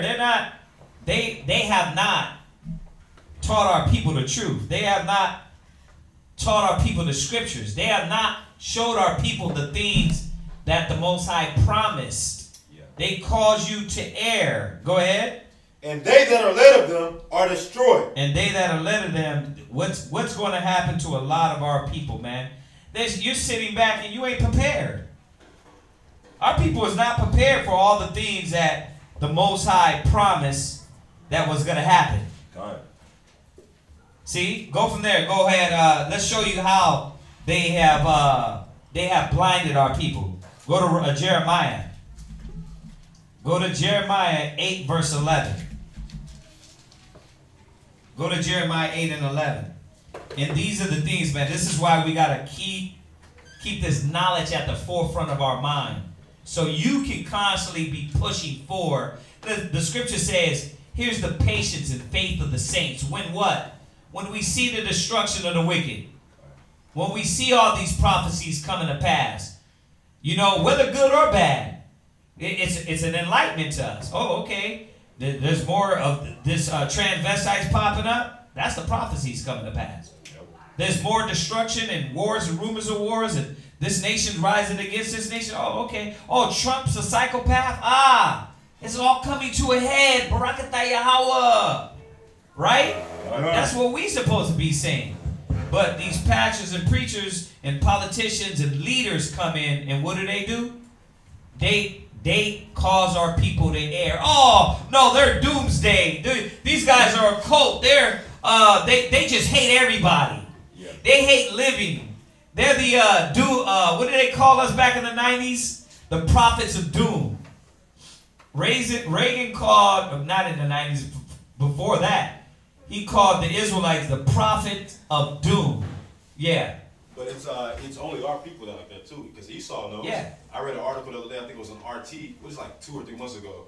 The whole epidemic of the underground bomb shelter industry is like booming right now. Right. It's like it's booming to the fact. The what industry? Like the underground bunker. There's a guy that builds. Oh, right, yeah. And bomb-proof underground bunker. But you know what? They're not talking about that a lot no more, because remember that was a big theme. What? 5, 6 years back. Yeah, longer than that. 7 years back, 8 years back now. But that was a big theme, and it went for a while. It went for a few years. But they don't. Our people is like that. The mob is fickle. 1 minute they're on one thing, and the next minute they're on another thing. Then one thing they're on the underground bunkers, then they're on the flat earth. Then after they get off the flat earth, they on what? Debate this, debate that. After they get off debate this, debate that, guess what they going right back to? Weed, women, and jewelry. Weed, women, and jewelry. They leave off. Say it again. Blesses your eyes for you see. Everybody's not meant to see this. Okay, read that. Where you at? Jeremiah chapter 8, verse 11. Go ahead. For they have healed the hurt of the daughter of my people. Go ahead. Slightly, saying, peace, peace. That's what the leaders of this people, how they cause them to err. Oh, man. By telling us everything's going to be just fine. Everything's going to be just fine. The world is crumbling around, but everything's just going to be fine. Hey, brother, get a better job. Where about money? The world is in it, and all I'm going to worry about is money. You know what I mean? All I'm going to worry about is food and drink. But check out Venezuela. Yeah. If you worried about money in Venezuela, you'll be done. Right. Because their money isn't worth anything. The inflation. And you know, people don't even look at history. The inflation, when a country gets inflated, your money is not worth anything. You can pretty much say that. In Germany, they were burning their money for heat. During the Great Depression, they burned their money for heat.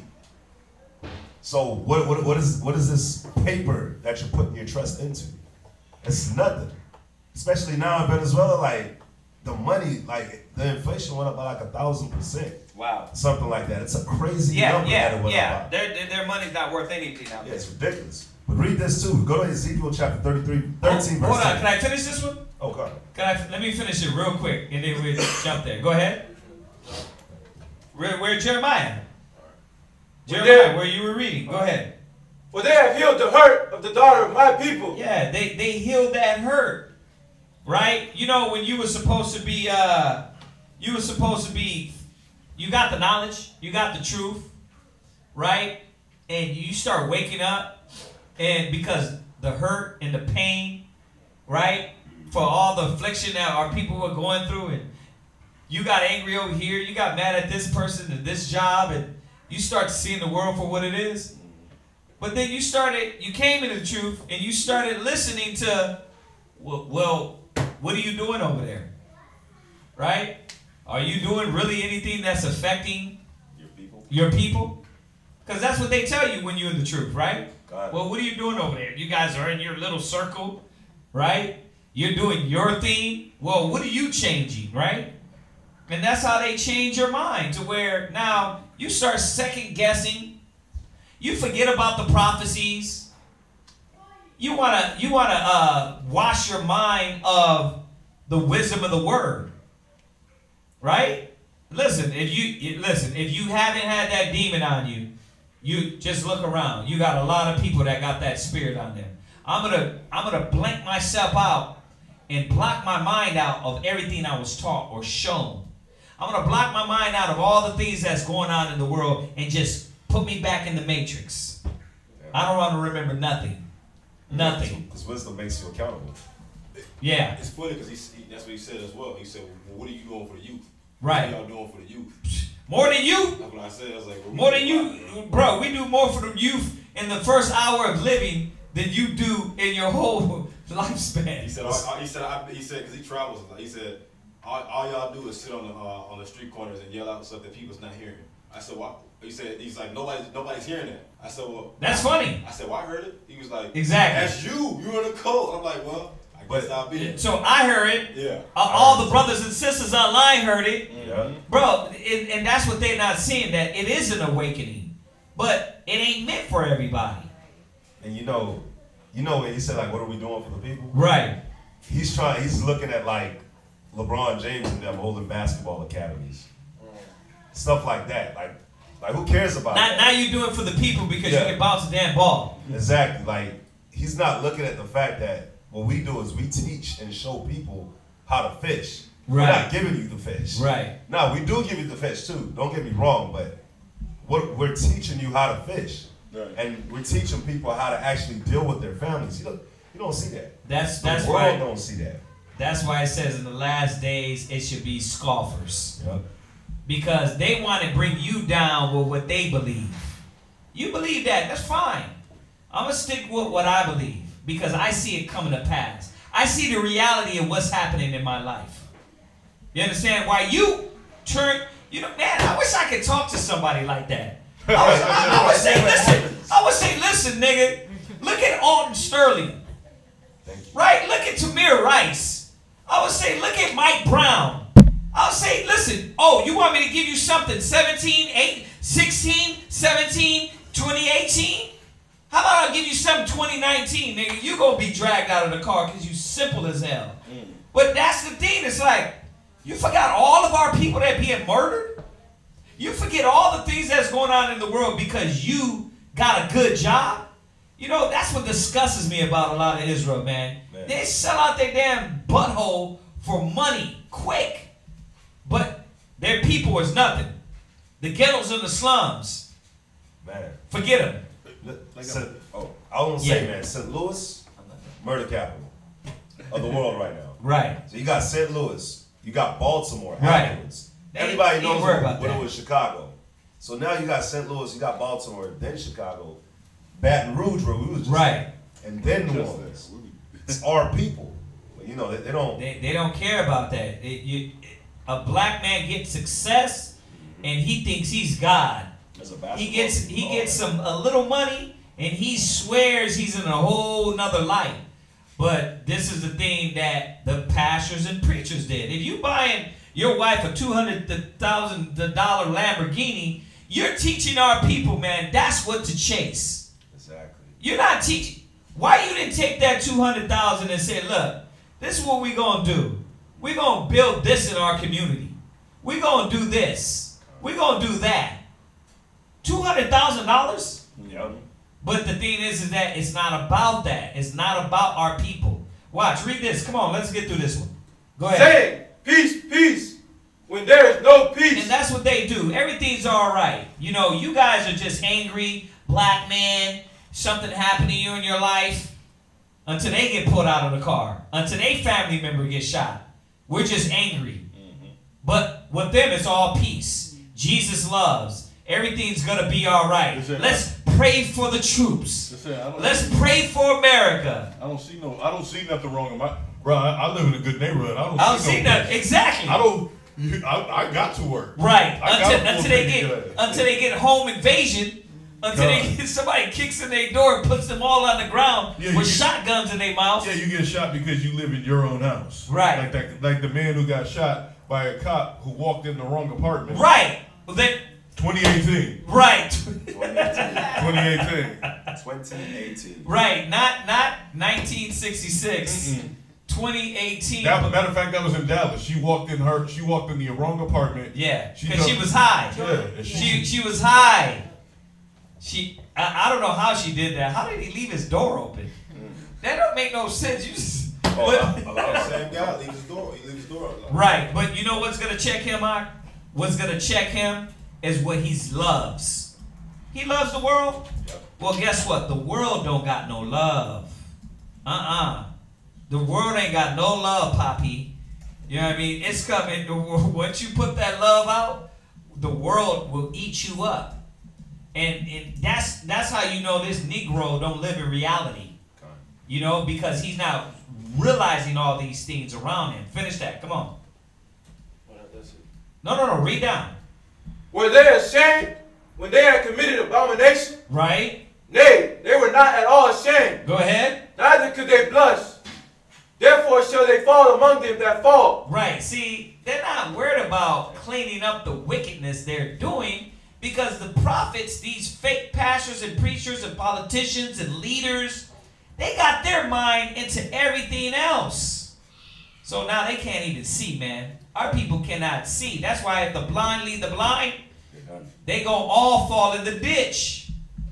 Y'all see this? That's why we gotta keep, the scriptures say, the just, that the path of the just shall become brighter and brighter. I'm going to tell y'all this again. If you're walking this path, and every day is not an illuminated day with wisdom, knowledge, and understanding in the spirit, there's a problem. If you're not becoming more clear why to keep fighting and striving and battling for righteousness, you got a problem. You understand that? Come on. And you need to recheck yourself. You need to re-baptize yourself in this word and submerge yourself, because you're not getting it. You know? Go ahead, read on. In the time of their visitation, they shall be cast down. They should be what? Cast down. Because Yahushua is going to come as the thief in the night. All the fake pastors and preachers and everybody selling them hand across America. He said, though hand join in hand, the wicked shall not go unpunished. Go ahead. Saith the Lord. Uh-huh. I will surely consume them. Uh-huh. Saith the Lord. Read. There shall be no grapes on the vine. Read. Nor figs on the tree. Read. And the leaf shall fade. And the things that I have given them shall pass away from them. You know why? Because they haven't realized that job the Most High gave them. These things the Most High gave them. See, but we can't be sleep like them. What you got? You done with that scripture? Yeah, go ahead. Jeremiah chapter 23 and verse 1 and 2. Right. Yeah, just to add on this point, and once again, we're talking about the last days, but we're also talking about what is trying to deter you from seeing the things that are brought to light. Right. What is trying to deter you? All the things that are obvious. Right. You got transvestites, you got demons, you got Trump, you got all these things, and now you can't see it. You're blind. You don't get it. Right. Right? Go ahead. Go ahead. Woe be unto the pastors that destroy and scatter the sheep of my pasture. Now you got these people coming in the name of of the Most High, or Yahushua, saying, well, I had a dream, or God spoke to me and to tell you to give me $100,000 so I can go get this Lamborghini, or so I can get a G4 and a G5, so I can prophesy and pray and be higher to God and get elevated. No, you got these false pastors that are going to be destroyed for this. Read. Said the Lord. Therefore, thus said the Lord power of Israel. So this is what the Most High has for people who are teaching, who are scattering the Most High's people. Go ahead. Against the pastors that feed my people, ye have scattered my flock and driven them away. You drove my people away. You caused division in my house. You came and said, thus saith the Lord, when I didn't say that. You said Yahushua said this when I didn't say that. Go ahead. And have not visited them. Behold, I will visit upon you the evil of your doings. Behold, look what? Guess what? I'm going to return that same butt whipping, that same evil that you did. I'm going to bring that up on you. I'm going to bring that up on your household. You wanted to come in my name and talk all this false stuff? That's what I'm going to do to you. Go ahead. Said the Lord. That was it on that. Right. So just once again showing that we can't let the politicians, pastors, and preachers be a distraction from the reality that is going on around us.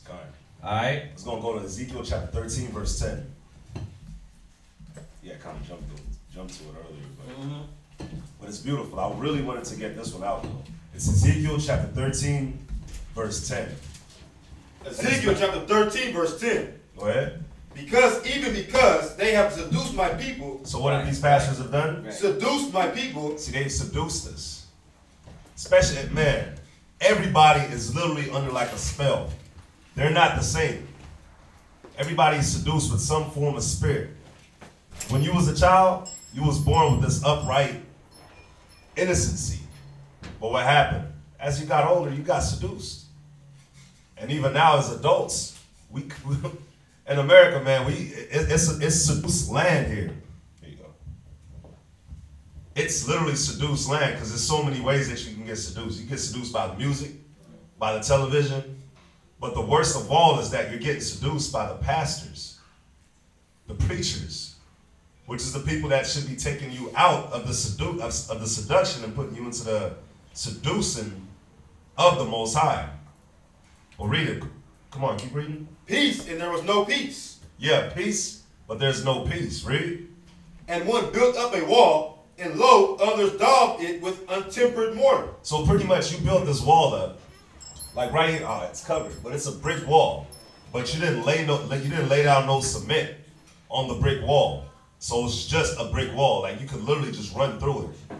So what you got these pastors and these politicians doing to our people, especially in the year of 2018, is that they got you thinking that it's peace. Everything's all gravy. But the thing is that it's not.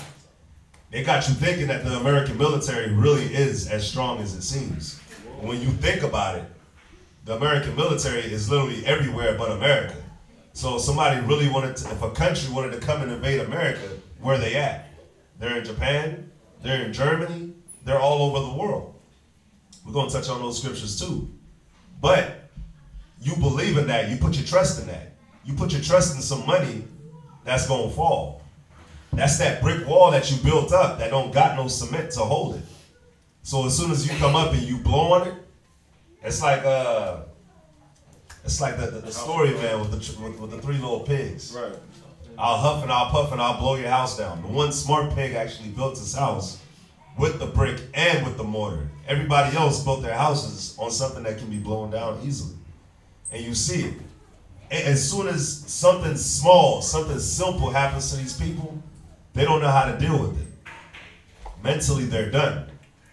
And in this age, man, throughout this year, man, you just see it. You had the Me Too movement.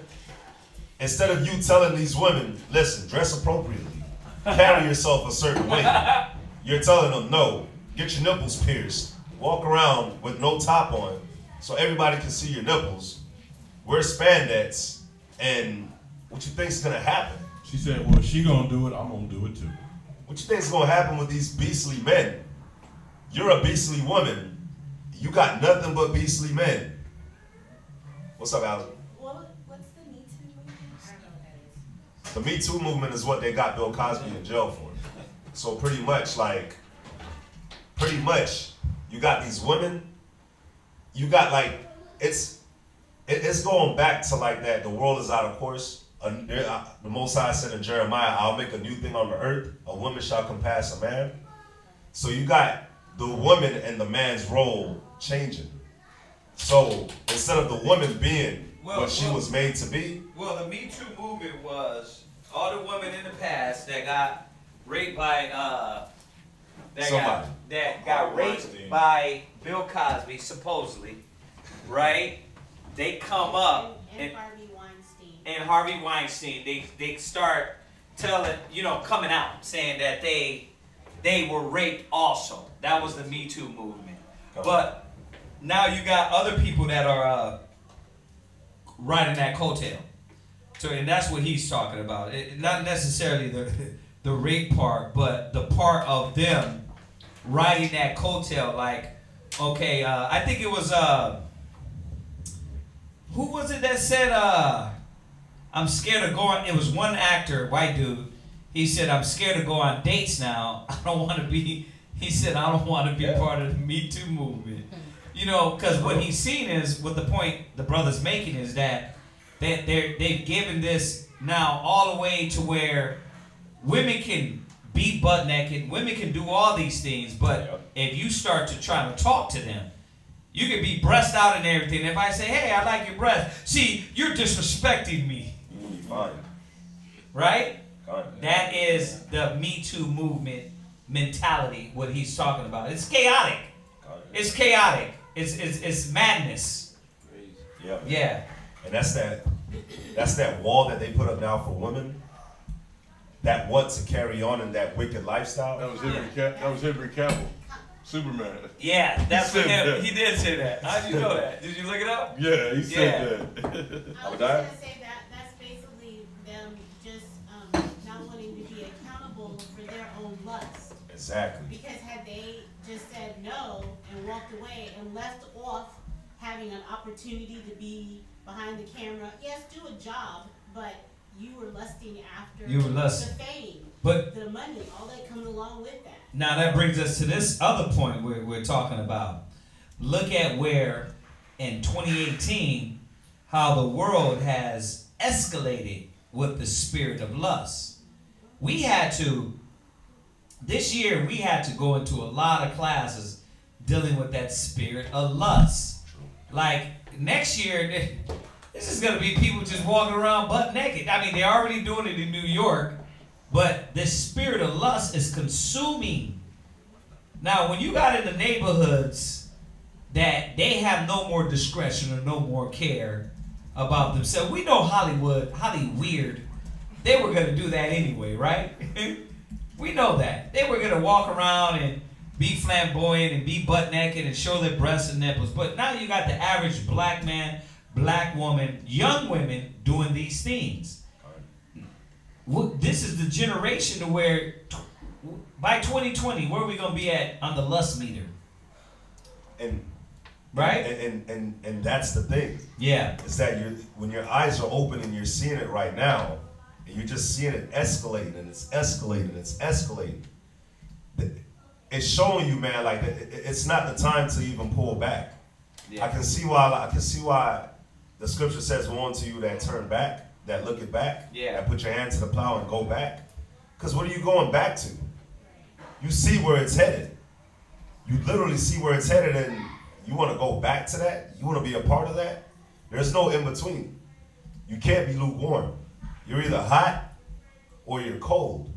So if you desire to be on the Most High side, but you're being pulled back by the world, you gotta really put in some work and some effort to clean your mind up and to set those scourges in your mind to not get caught up into this, because it's getting to this point where it's like it's so obvious, man, that if you fall to this, if the Most High blessed you with this knowledge, and you fall to this society that's promoting transvestites, that's promoting women being the total opposite of what they should be, men being the total opposite of what they should be.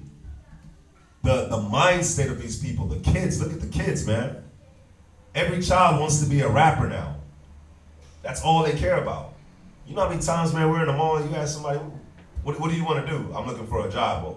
Well, what do you like to do? I like music. I just want to do music. That's it. Man, that's the mind state of them, though. They just want to be seen. They want the clouts. They want to be known. But that's why you got to see within yourself, man, like, do I want to be a part of this or not? And that's why I was trying to bring it out with the year of 2018. You see everything that's going on. I got a list of things. You got the Syrian war that's still going on. Nobody pays attention to that. But that Syrian war is very important, because what y'all don't know is that Trump said he's taken all the troops, all the American troops out of that Syrian war, which is good, because you don't know what's going to come of it. We want that to happen. We want that to happen. We want that to escalate again, because that means that it's closer. It's making the time closer for the Most High and His angels to return and save us. But you got Ukraine versus Russia. Ukraine had they had martial law declared over there when Russia seized their boats. See, our people, they don't even get that on the news. They don't know what's going on. You got this December was the worst stocks since the Great Depression. So that money that the people are putting their faith in, man, if y'all ever did the research on the Great Depression and seen what happened, the money was inflated so much. These bankers, man, they inflated that money so much that all these people, they went to the bank to go get their money. They couldn't even get it out because everything was inflated. everything was pretty much done. So you had no money. Imagine all these people that got millions in the bank. You got millions in the bank and you go to the bank to get your money and you can't get it. That's where they're gonna start putting that gun to their head and killing themselves. Because they got no stability mentally or spiritually. They put their trust in that, so when that falls, they're done. They're done. But go back to Psalms 50 and 16, man. I wanted to finish this part right here. Because this is beautiful right here. The Psalms chapter 50, verse 16 through 21. It's beautiful. And after that, we'll jump to the next point. Read this. But unto the wicked God said, what hast thou to do to declare my statutes? Or that thou shouldest take my covenant in thy mouth? Yeah, what is Creflo Dollar doing? Joel Osteen, T.D. Jakes, the majority of these pastors, what are they doing? Why are you even speaking the words of the Most High? Your heart is not with him. Right. Read. Seeing thou hatest instruction. Yeah, you're teaching this word. You're a pastor. You're reading through this. The Bible is a book of correction and instruction. They themselves hate it because they don't follow it. They themselves are teaching to eat pork. They themselves are teaching the prosperity doctrine. Read. And casted my words behind thee. Yeah, they don't want to hear it. Read. When thou sawest a thief, then thou consentest with him. With him. And has been partaker with adulterers. Come on, man. The church is full of nothing but adulterers. Fornication. They're the ones that's stealing from the people. And they're the leaders. So what's our people doing in this age? They're looking at them and they're saying, why am I going to follow that? Yep. I could just stay at home and get stolen and get everything stolen from me by the white man. I could stay at home and get everything stolen from me by my own brother that lives in my neighborhood or on my block or in the same projects as me. I could stay at home and worry about them sleeping with my own wife. What's the point of going to the church? Read. Thou givest thy mouth to evil, and thy tongue craveth deceit. Thou sittest and speakest against thy brother. Thou slanderest thy own mother's son. Yeah, well, that's all they do. There's deceit under their tongue. They don't teach you nothing about the scriptures, man. This is your salvation you're dealing with. You got all these people, man, especially in this time, they're looking at the world and they're seeing something's wrong. They don't know where to go. They don't know where to turn to. That's why now they can they're turning to Egyptology. They're turning to Scientology. They're turning to all these different things. Why? Because the churches don't got it.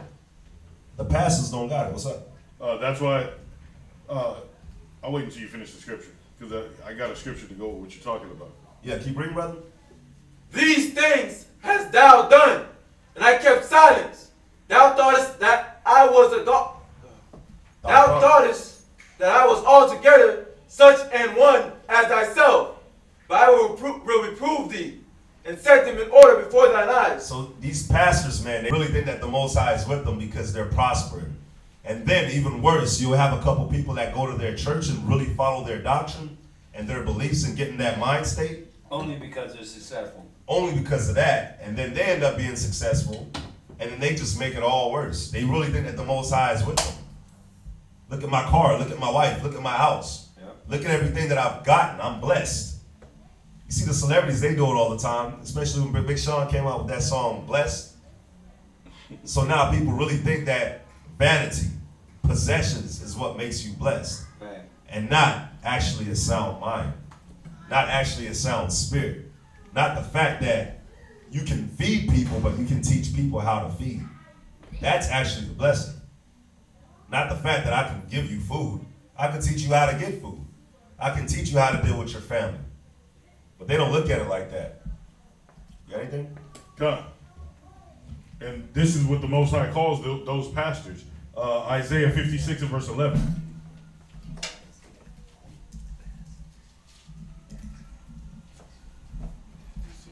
Isaiah chapter 56 and verse 11. Isaiah chapter 56, verse 11.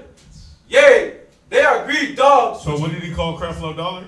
Greedy dogs. What did he call Bishop T.D. Snakes? greedy dogs. He called them all greedy dogs. Go ahead. Which can never have enough. They're always trying to preach this prosperity. They're always trying to preach to you about giving. They're not trying to teach. They're not trying to teach you according to the law, statutes, and commandments of how to feed your household, how to get your mind right, how does a man stop beating his woman, and how a father should be a father to his children. They're trying to teach you according to getting to being prosperous in the wallet, in the bank account. Go ahead. And they are shepherds that cannot understand. But they don't understand this word. Why? Because they're not following the same standards of what the word says. They're not following what the word says. Go ahead. They all look to their own way. Because what they're trying to do is they're trying to teach this word and for their own benefit. They're trying to use this in conjunction to get what they need. Go ahead. Everyone for his gain. Everybody's doing it for their own personal gain. They think because they have a large congregation, they're doing the work of the Most High. They're not. They're doing that for their gain, for their pockets. Go ahead. From his quarter. That's all. Right. So we got that point out.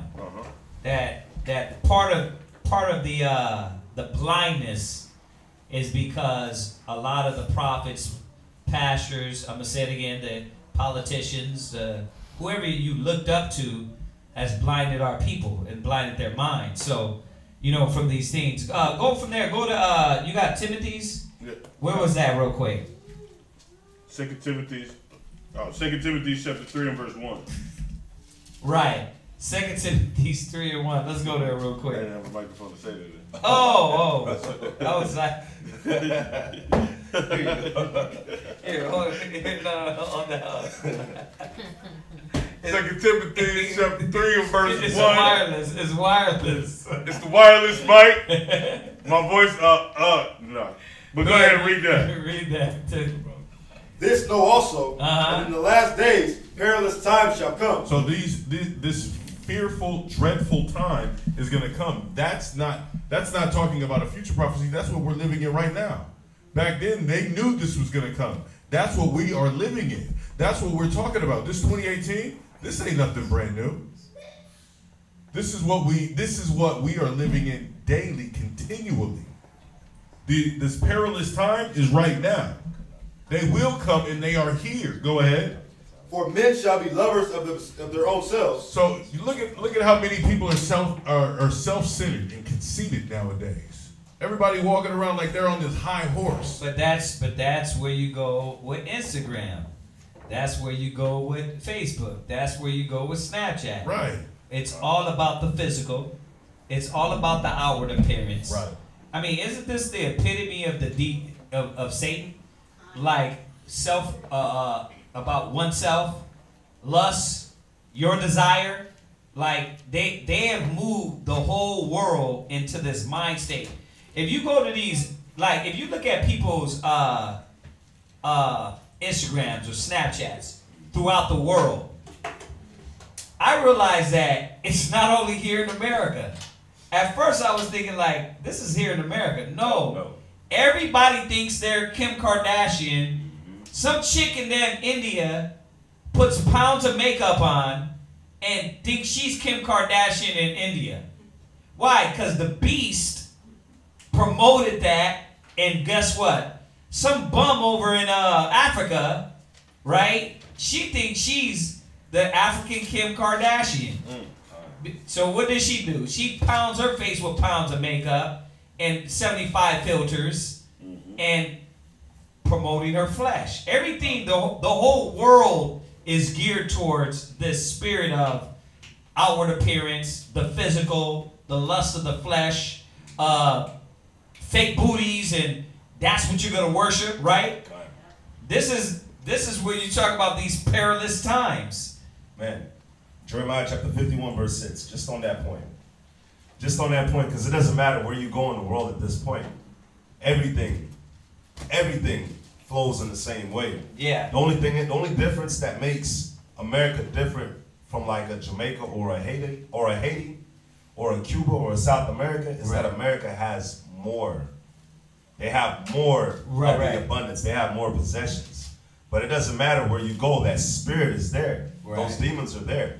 Yeah. Well, read this. That's why it says the earth is given into the hand of the wicked. God, because it's not just Babylon. Babylon has infected and inseminated the world with this demonic jizz. Yeah.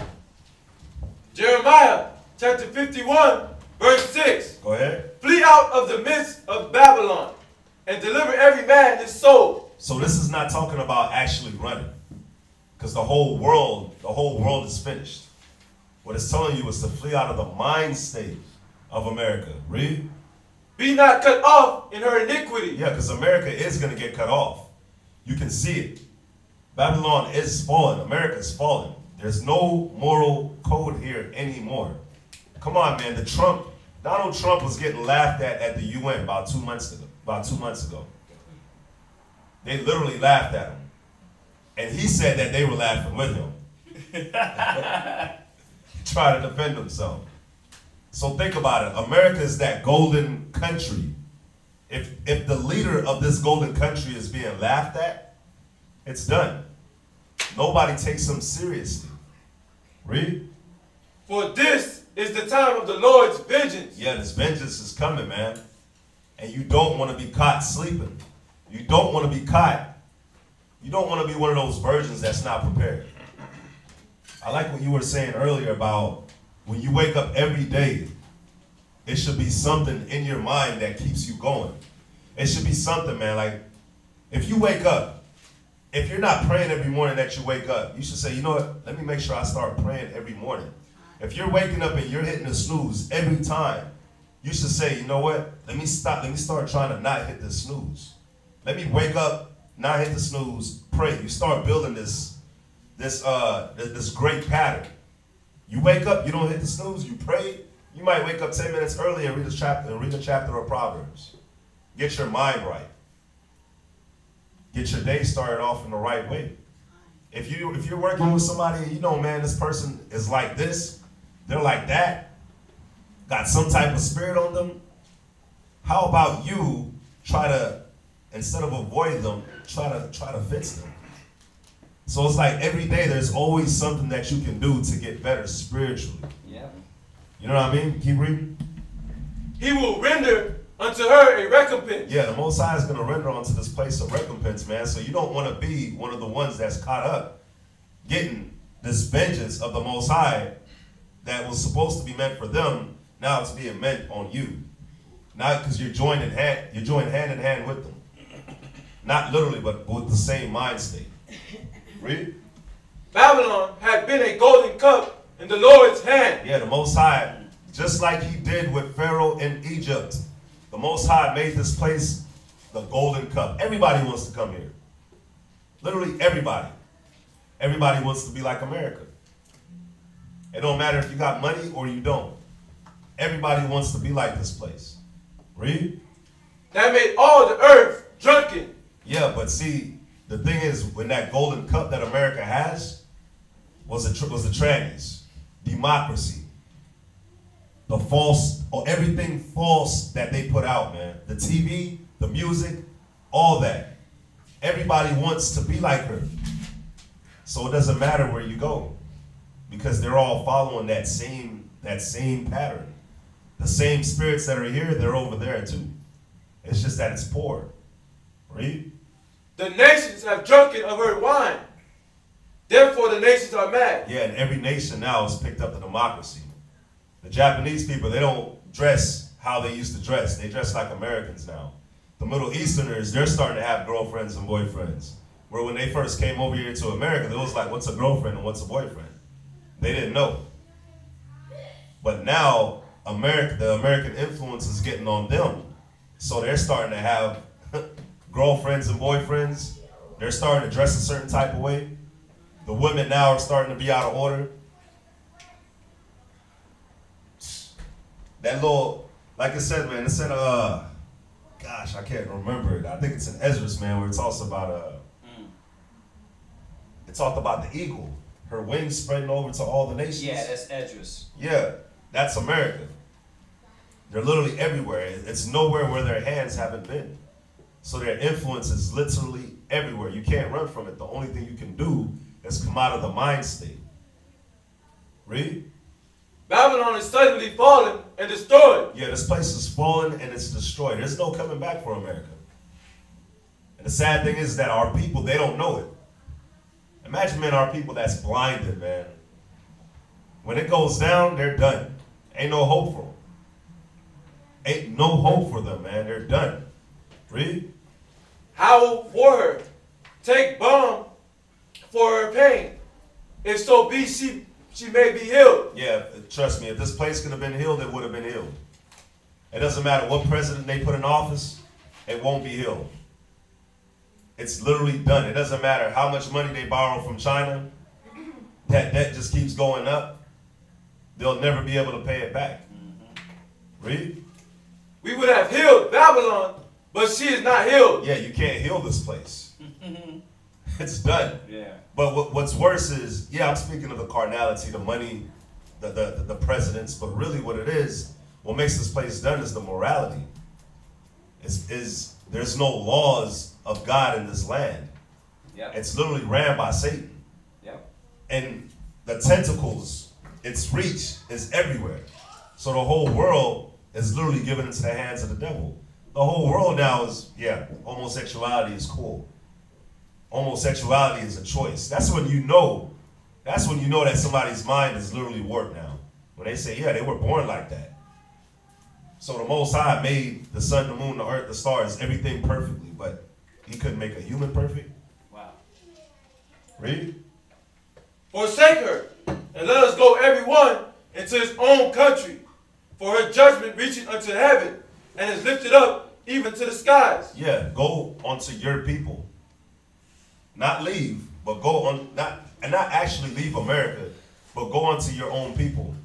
Gather together, O nation, not desire. Gather together with people with the same mind state as you. That's trying to come out of it. Go to Psalms chapter 69 and verse 26. Well, on that too, What's up? there's actually a pattern of reverse migration right now in the U.S. People are fleeing. People are actually, these Edomites that work in San Francisco, the tech industry and stuff, they're taking all their money and going back to India. Yep. Everybody, like all these people, are actually taking their money and getting the hell out of here.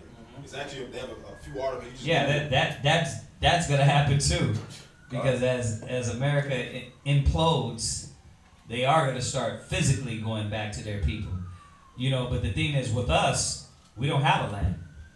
Exactly. We don't have a land, so where are we going? We're dealing with each other. We're separating ourselves spiritually from this nation.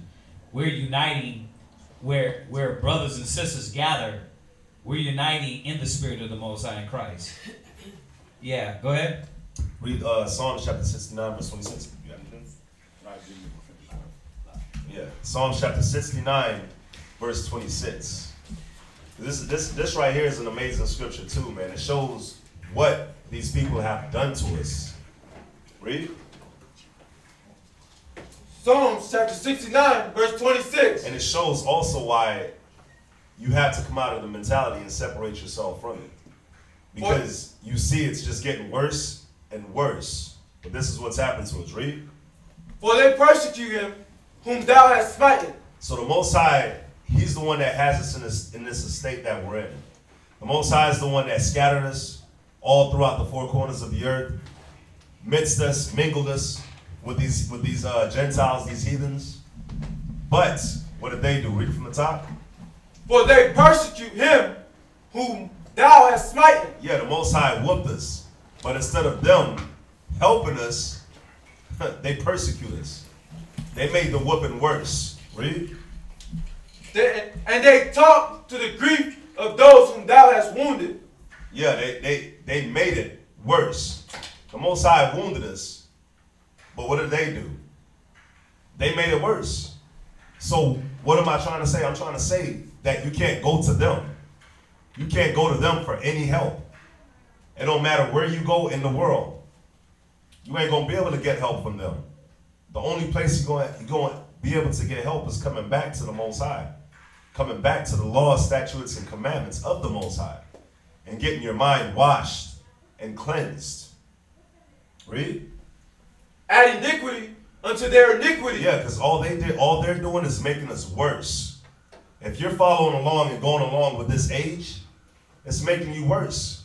You already have iniquity in you from when the Most High whooped you. But they're just making you worse and worse and worse. Go. And let them not come into thy righteousness. Read. Let them be blotted out of the book of the living and not be written with the righteous. Because this is what's going to happen, man. If you're with this place, you're not going to be able to join with the righteous. Scripture tells you that the righteous shall scarcely make it into the kingdom. So your mind has to be washed. You have to come out of that mentality, man. You can't have the pridefulness of this nation. You can't be with the marijuana being legal now. You can't be with the Me Too movement. You can't be with this place that has no love anymore. Man, you talk to these kids in the mall and they tell you they don't even believe in love. How can you not believe in love? Like you witnessed it. Your parents raised you. They brought you up. They sacrificed for you. Like you quoted earlier, how do we know it's the last days? Because the land should be barren of faith. All right. You know, for a kid to say that's crazy. Yeah. They don't believe in love? Wow. When your parents fed you, brought you up, bought you clothes. What's up, Abadai? But like that scripture in 2 Timothy 3, it talks about no natural affection. So even though they have these parents that are taking care of them and feeding them, there's no natural affection. And vice versa, there's parents that aren't really... Right, the parents don't really have natural affection. Exactly. You're right. Jump to this.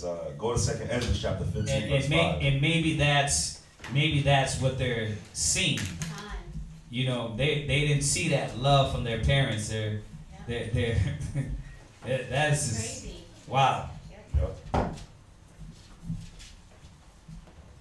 2 Ezra chapter 15, verse 5. Go ahead. Behold, said the Lord, I will bring plagues upon the world. Read. The sword, famine, death, and destruction. And you're seeing it. Why? Because we're in the last days. So you got the sword. You got wars going on in Syria. You got wars that's going to explode. You got you got the rumors of wars going on. You got Russia and Ukraine. You got possibly Russia and Britain. Another thing that happened with Russia and Britain in the UN 2 months ago where they laughed at Trump. A lot of people didn't know, but Russia and Britain, they're really at odds, and it's very serious. It's very serious because somebody had got poisoned, man. I think Russia like poisoned one of Britain. I don't want to butcher it, but somebody, you know what I'm talking about. Well, you know what? For 1 minute, I was thinking about the cat that got actually killed, but that was by the Saudis. Yeah, I thought there's that one Saudi too. But prince, you're talking about the other one but there's so much internal warfare going on, and they call it Cold Wars, right? Because that's what's happening. There's a lot of things going on that they're not reporting on. Exactly. It's like you said earlier. You hit it right on point when you said they put all the distraction of this idiot, this little red midget up there, or Oompa Loompa. They put him on TV. Now, we're not getting the so-called news that we were getting. Oh, this is happening over here, or this is going on over here. Because you know how news is. They love to tell you about destruction. They love to get views off of death and destruction. But they're not hearing that because now you're occupied by the madness and the antics of this one guy. Yeah, so go ahead, read on. Oh, read. For wickedness hath exceedingly polluted the whole earth. And their hope. hope. The whole earth, man, is literally polluted. The earth is given into the hand of the wicked. And that's why we hit that scripture earlier, man, showing that where can you flee? There's literally nowhere that you can flee to. The only thing that you can do is return to the Most High. And He'll protect you. Go ahead. And their hurtful works are fulfilled. Therefore, said the Lord, I will hold my tongue. Yeah, go ahead. I will hold my tongue no more as touching their wickedness, which they profanely commit. Neither will I suffer them in those things in which they wickedly exercise themselves. Behold, the innocent and righteous blood crieth unto me. And that's what I wanted to get to, man. The blood of the righteous, everyone that's getting shot down by these police officers, man, it's finally reaching up to the Most High. And you can see it. That's why when it's like this transvestite thing is taking off, you have all these things that's going on, man, in this place, in the world. That's the Most High, man, recompensing them. Because, you know, like, even with our people, one thing that I'm noticing with our people, the Most High is making that separation and that division.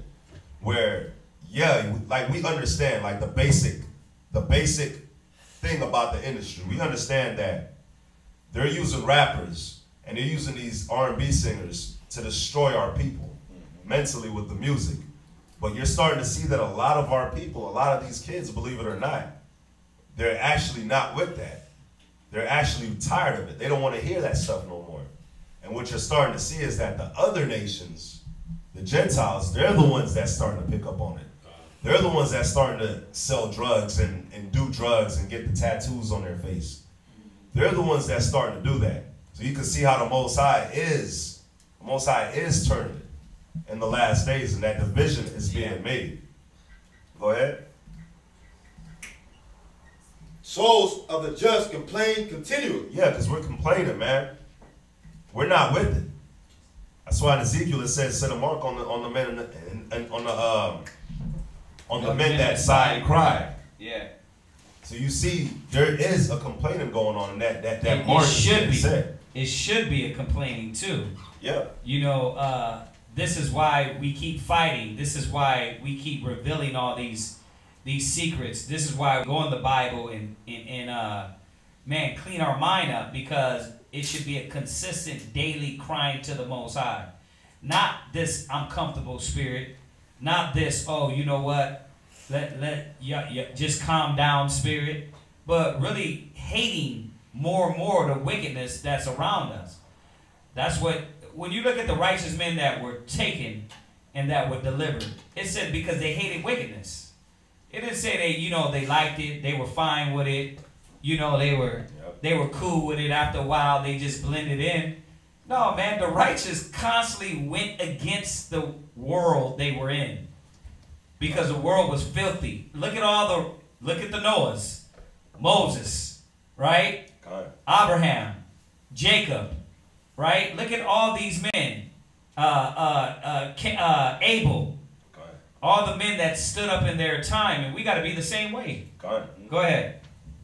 Read the verse 12. Yeah. You're at verse 9. Go ahead. And therefore, said the Lord, I will surely avenge them and receive unto me all the innocent blood from among them. Yeah, so we don't gotta worry, man. The Most High, He got us.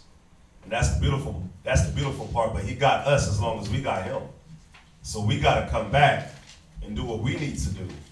We need to stop putting off day to day and actually get this ship rolling, man. Go ahead. Behold, my people is led as a flock to the slaughter. I will not suffer them now to dwell in the land of Egypt. Go But ahead. I will bring them with a mighty hand and a stretched out arm, and smite Egypt with plagues as before. Notice it says as before. As before, showing you that it's not speaking of that time during Egypt when Moses led us out. It's speaking of this time. The Most High is going to smite this world again with plagues like He did Egypt. And you see in the plagues.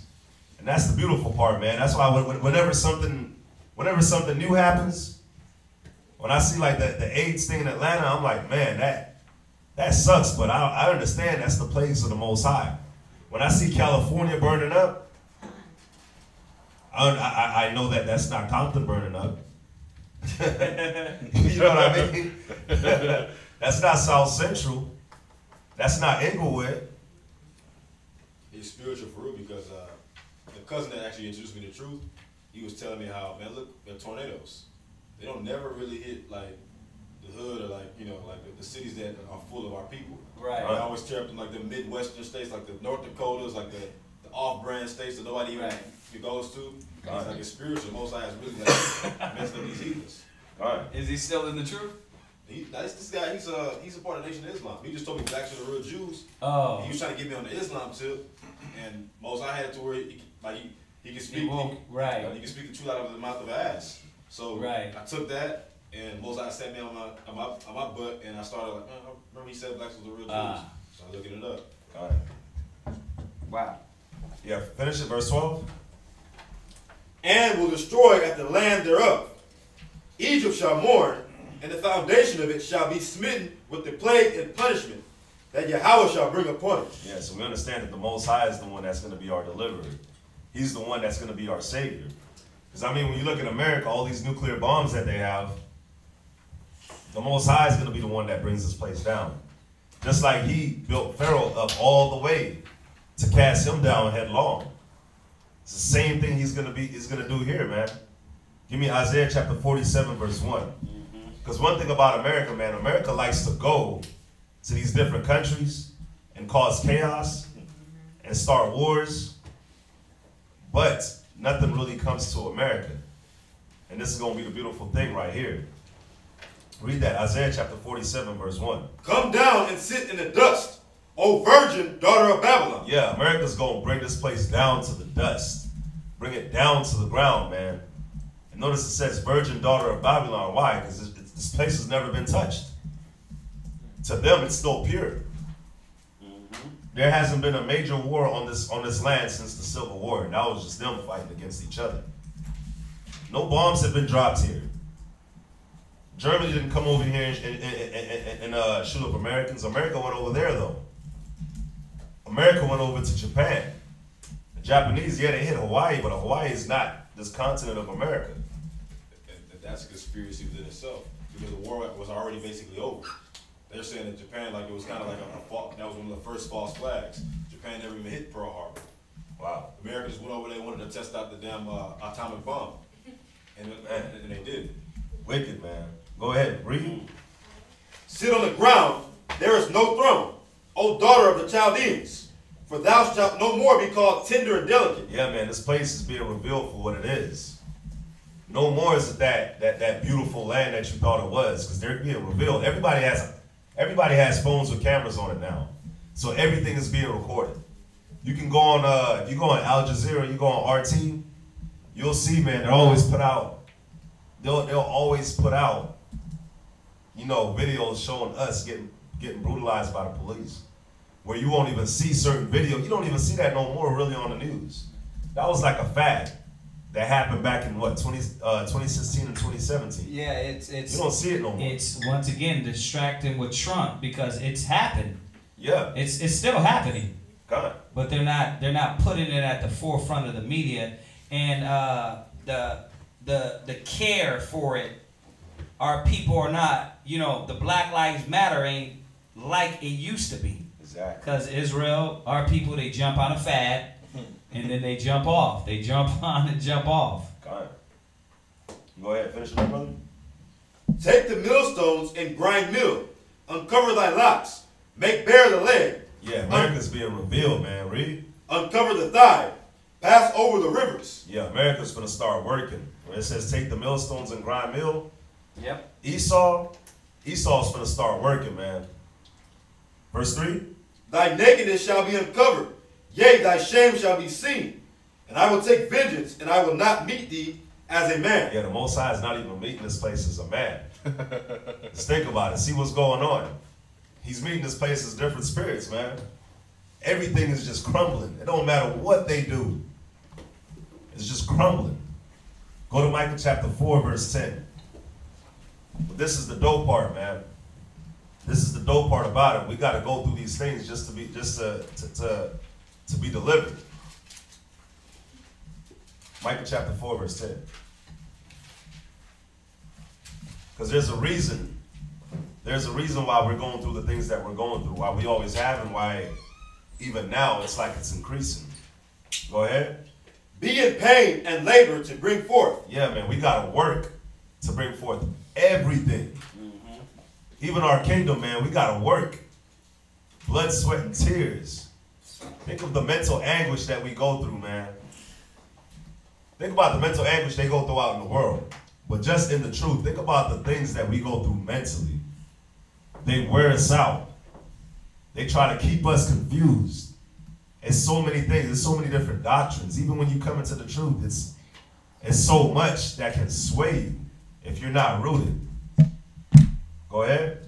O daughter of Zion, like a woman in travail, for now shalt thou go forth out of the city. Yeah, it's our time. It's our time to go forth. It's our time to leave this place, man. So when you see like the scripture says, man, I think it's in Peter's, where it talks about the sufferings of Christ.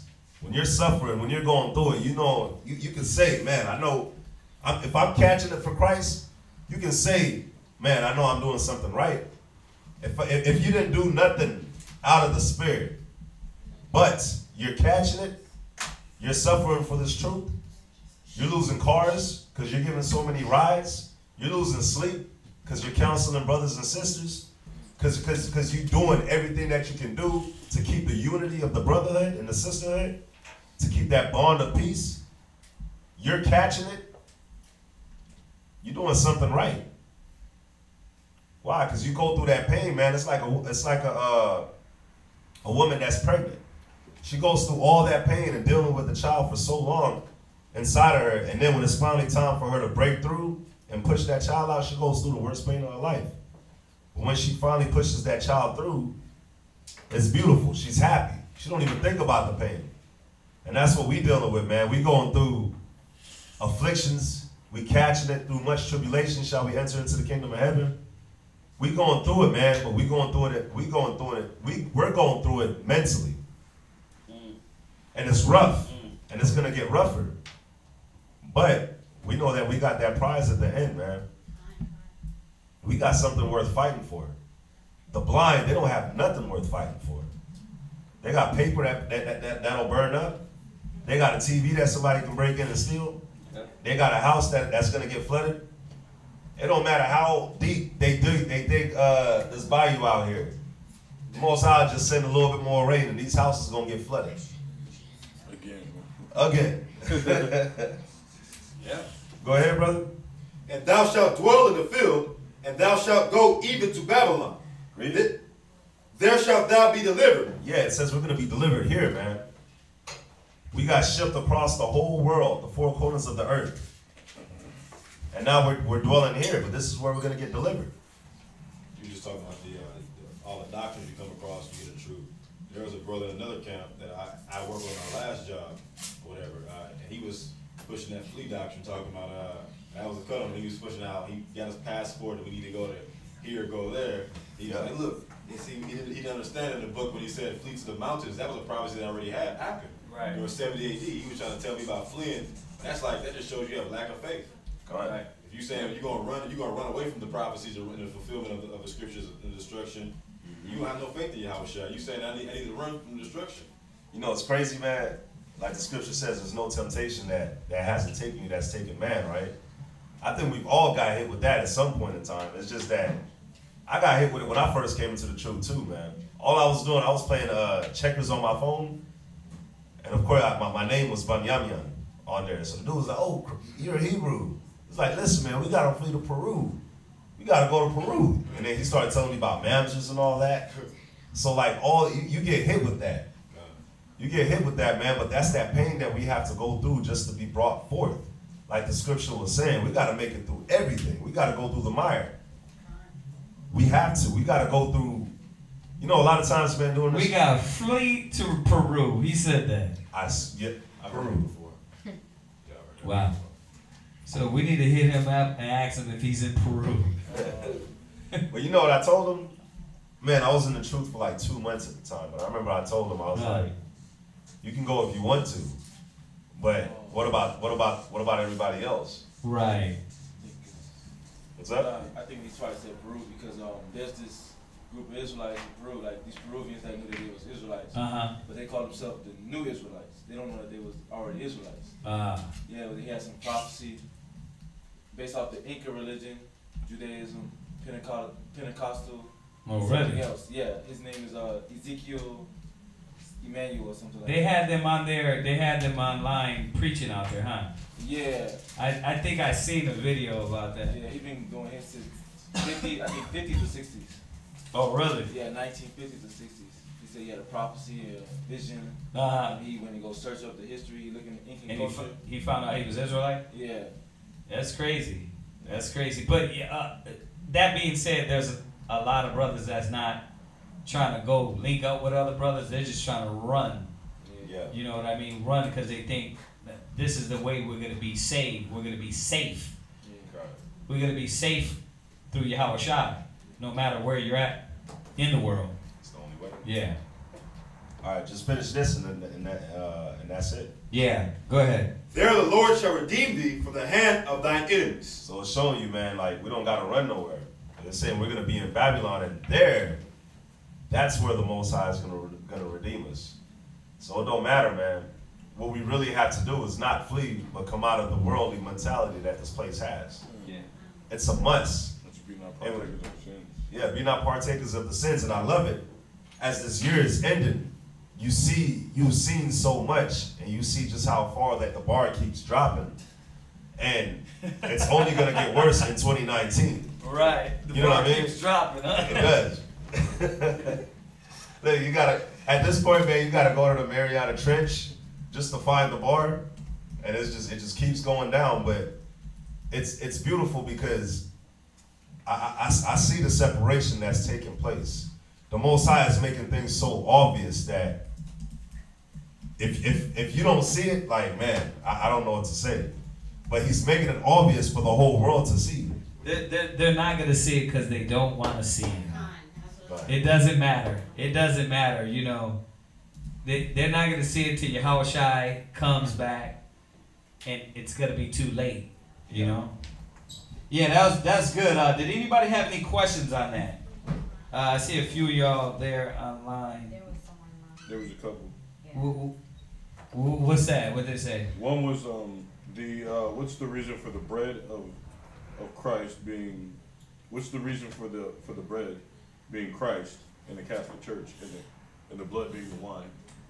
The bread, because remember Christ said, "This is my body." My body. You know, I don't know why they do it though. I ain't gonna lie to you. They say it's communion. They say it's communion, right? Right. And they think that, or they ignorantly teach the people that the blood that they're drinking is actually the blood of Christ, right? And or the grape juice or wine. No, it's wine. Yeah, it's wine. In Catholic Church. It varies. It varies. Yeah, some do wine, some do grape juice. Yeah. It's like these actual like Pentecostal and Holiness Yeah. type stuff. And then they sit there and tell people you take it unworthily, like the scripture said, you reaping damnation to yourself. Right. So they think that physical. It's sort of like people baptizing. They think that that's physically going to save you. You know, not understanding that was symbolic of what we were supposed to be partaking in. I mean, we could go. We've touched on that too. We've touched on that. The communion. It was probably old. It's been a while since we did it, but we touched on that too. Also, just showing that was just talking about the symbolism of what we supposed to be partaking in. The bread being the wisdom, knowledge, and understanding, and blood being Yahweh Shai, his sacrifice. So, why do they do it? Why do religions do a lot of things? Once again, why do people still baptize? Because they choose John's baptism over Yahweh Shai's baptism. So, it's things of that nature that they still carnally look at the carnal things instead of saying, let me follow what Yahweh Shai said follow. That I'm going to baptize you with the Holy Spirit and with fire. So, I'm sure the Catholics and they got a lot of religious customs. Now, we follow customs of the scriptures too, but we know when we follow them, like when we go and celebrate the Passover, we know the lamb, we're not just eating the lamb. The lamb represents Yahweh Shai. We're not ignorantly partaking in the law. So and when we talk about the law all the time, we make it a point to remind brothers and sisters that as we partake in the law and the customs of the laws and the commandments, we're also partaking in the spiritual understanding of that also. Not ignorantly like they're doing. Drink this wine and eat this piece of bread. It's way more than that. All right. What else we got on there? Also, if America is going against the Most High, yeah, do we still have to follow their laws, especially the ones that protect abortion? First of all, following their laws, okay, like don't run a red light, yes. First of all, you don't have to abort. So that's a rule that they have and an option. Mm-hmm. So when you get into, do we have to follow their laws? First of all, it's an option. Then nobody's putting a gun to your head and saying, nigga, you gonna eat this swine.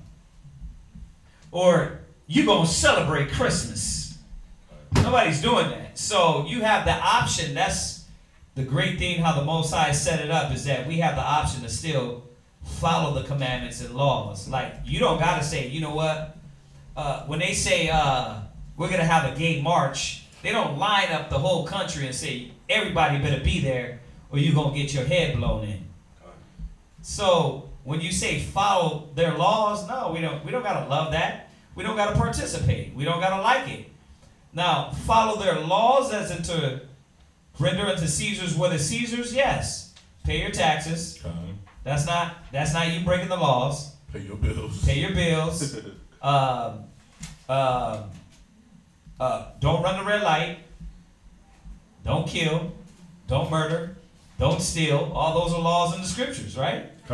Right, but you see, you still have the option to follow what they follow or not.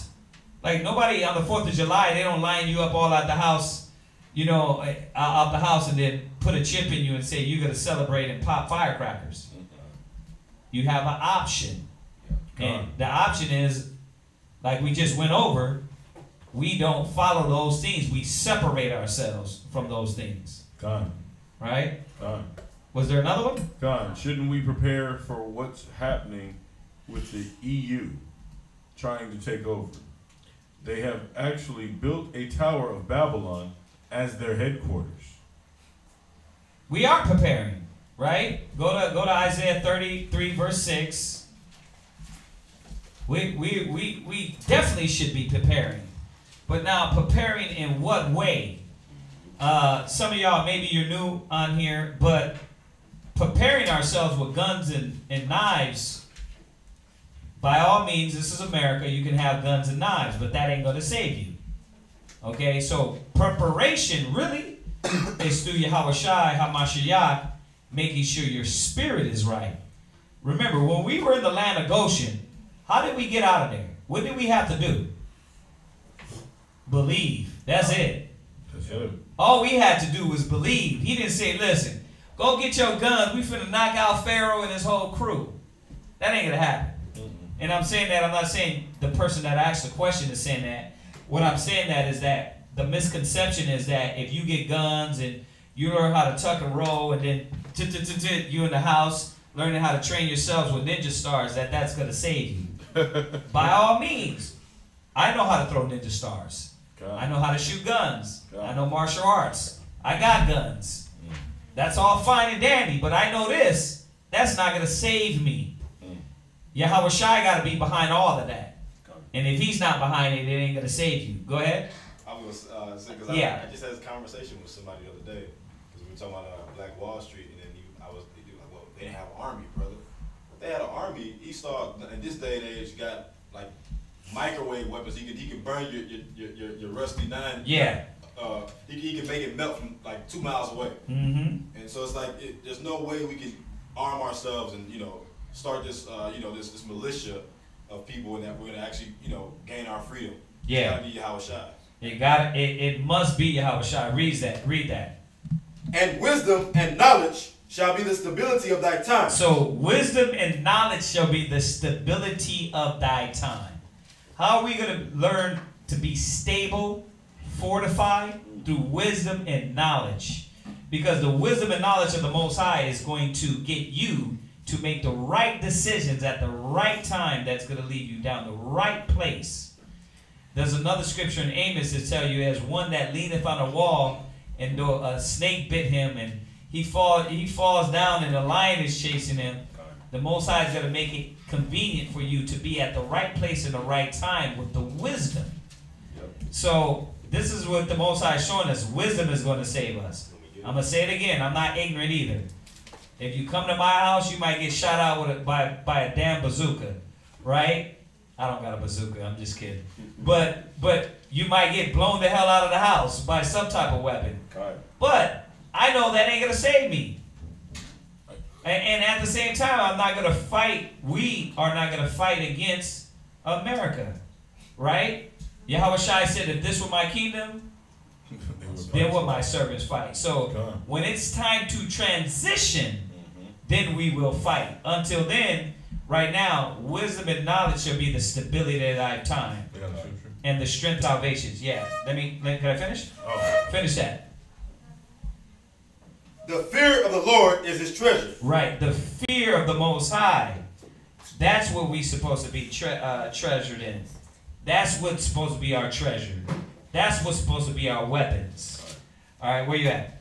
Proverbs chapter 14 and verse 26. Just to go with that. Okay. All right. Here, I'll read it. I already got it. No, it's your scripture. Go ahead. Proverbs 14:26. Come on, read. Proverbs chapter 14, verse 26. In the fear of the Lord. So that fear of the Lord, that respect in the Most High, first you're understanding that Matthew 6:33, you're seeking first the kingdom of God and his righteousness.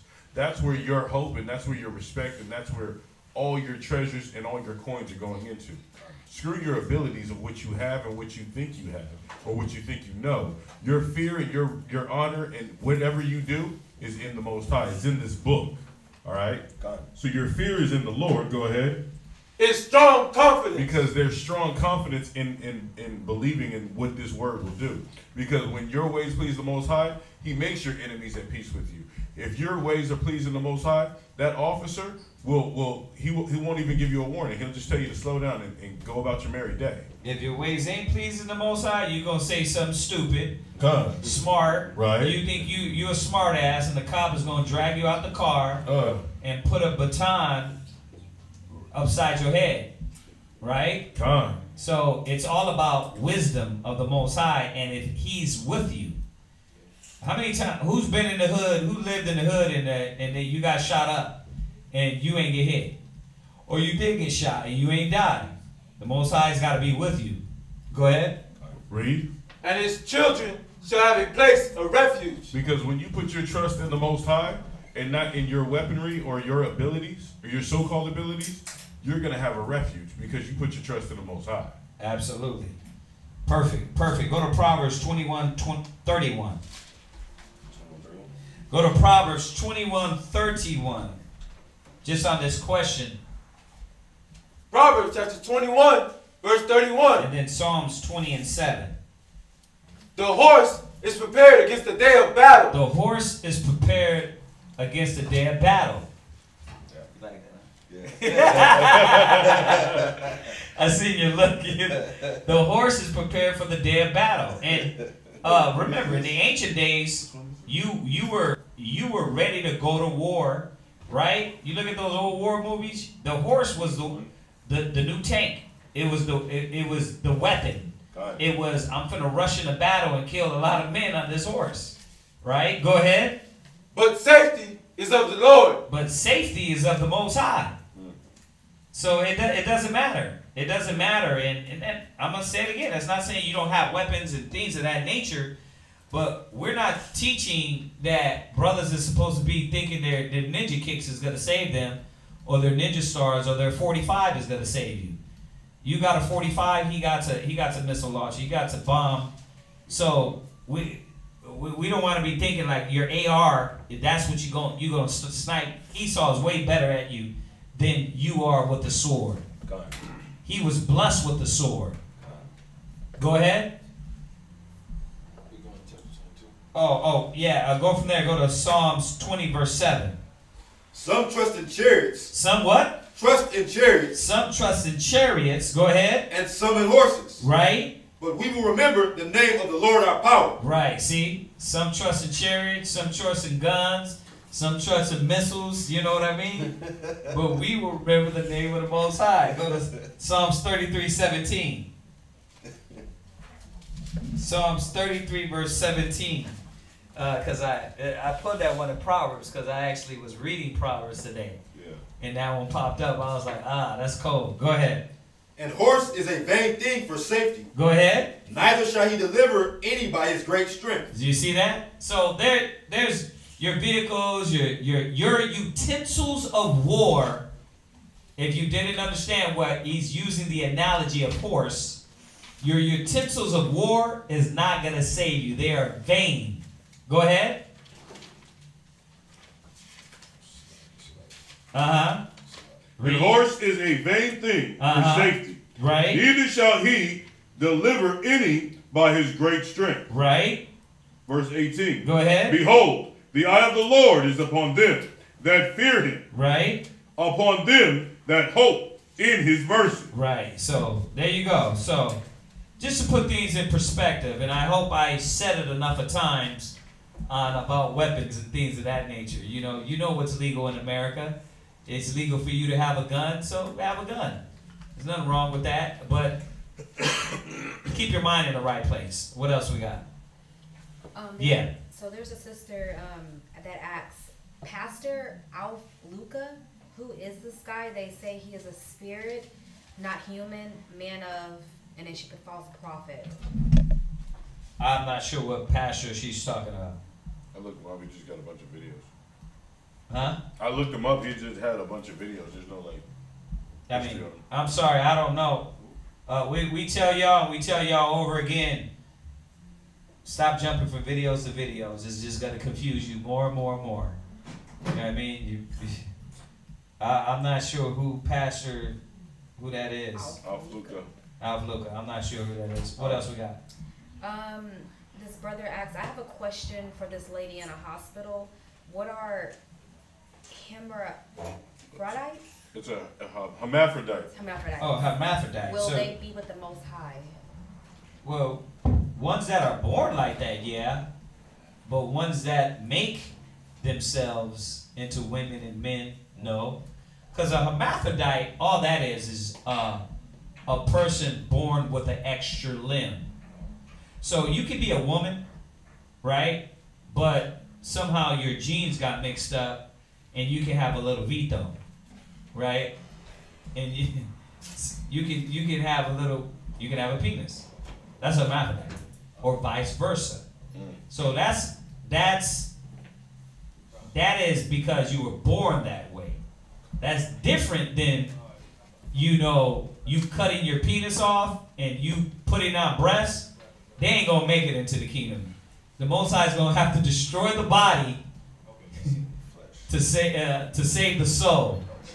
Right? Like Paul said, he said he delivers such a one unto Satan to destroy the body that the soul may be saved. They're done physically, and if they believe in that and don't want to change, their soul is going to be destroyed too. Where? The scriptures do say he that's wounded in the privy part shall enter the congregation. Yeah. I was thinking, does that also go into these dudes that get vasectomies? Because you're technically wounding yourself in the stone so you don't have no kids? Well, remember, he that is wounded in the privy parts is speaking of this individual that's literally, now, let's say if I get kicked in the private part, I gotta let that heal. You see what I'm saying? The Most High wasn't with you coming in the sanctuary with blood dripping out of your pee-pee. You know what I mean? So, but we know modern day, it does apply to people that literally chop off their privy member. The Most High is not with that. You know what I mean? Especially to turn into a man or a woman. Come on now. The Most High is, we already know homosexuality is wrong. To change your whole genetics into a woman or a man, yeah, the Most High got death for you. There ain't no change unless you repent and change back, and you reverse all that. The Most High ain't messing with you, man. You gonna be destroyed.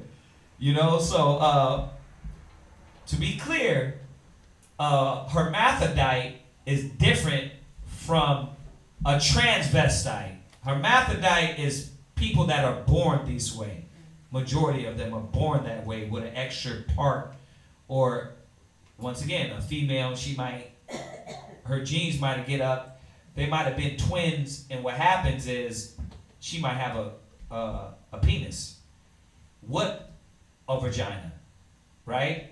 Or she might just have she might be a woman. Whole makeup is a woman, but then she might have a man's part down there.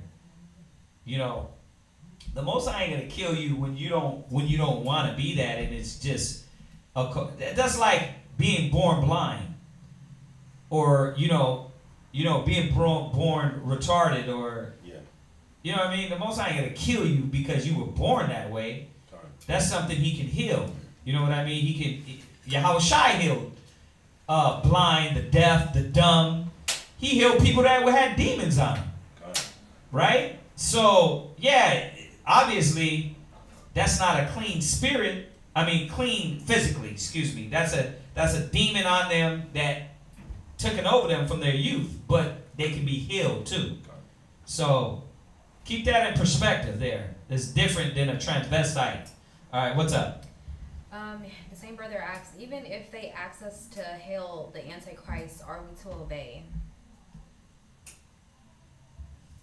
No, brother. You're not to. I mean, I'm sorry. I was thinking that should be a no-brainer. No. If you are to bow to anybody, any man, I don't care if a nigga put a gun behind my back and said, listen, bow to Satan, I'm going to go out dying for the Most High. So, no, you don't supposed to bow to the Antichrist or... And listen, let me just say this. There's many Antichrists, by the way. But you don't supposed to bow or submit to anything that's going to make you do anything outside of the laws or commandments, or worship Satan, or anything wicked. You're not supposed to bow to none of that. Yeah. Next question. Is it okay to write love songs? I know Songs of Solomon has one, right? Is it okay to write love songs? It's not wicked to write poetry and poems and psalms. But at the same time, remember, the love psalms were written about the Most High.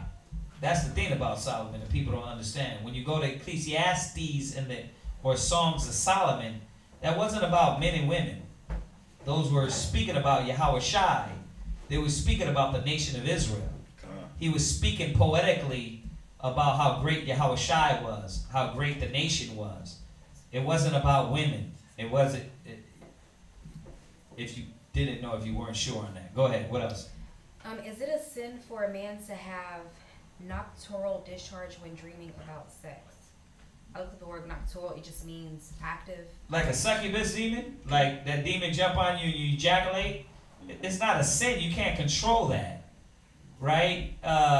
You definitely gotta do this. You got demons around you. It's not a sin though. Unless you're entertaining them and you're calling them to you, then yeah, you're sinning. But think about it. Certain things you can't control in your sleep, in your dreams. The Most High is not going to hold you to that. Let's think about all these demons that were taking over people, that people couldn't control, whether their body was dismembered, whether they couldn't hear, they couldn't talk, whether they were beating themselves, cutting themselves. Yahweh Shai healed them. If you need for us to go to those scriptures, we can, but, it's kind of known. So that's why I'm not grabbing those scriptures for you. So them being healed, you're not wicked if Satan is trying to overcome you. You're not a sinner in that context just because Satan is trying to overcome you. You're battling. Yeah. What you need to do is fast, pray, burn some frankincense and myrrh and get those demons out of your house. Make sure you're not dealing with pornography. Make sure you're not watching pornography at all, but especially with trannies and transvestite, bruh. Yeah. The spirit. It's be spirits on people. So, make sure you're not entertaining those things. remember, go to Ecclesiastes in the Apocrypha real quick. Go to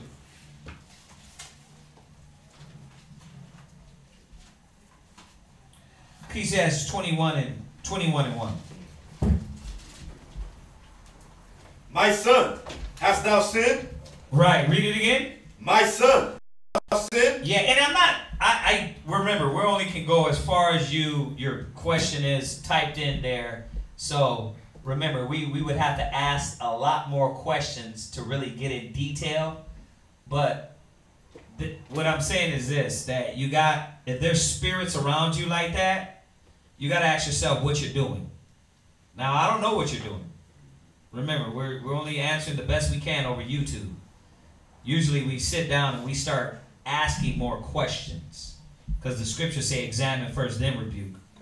So I'm doing my best with what you gave us. Watch what you're around. Watch what you're dealing with.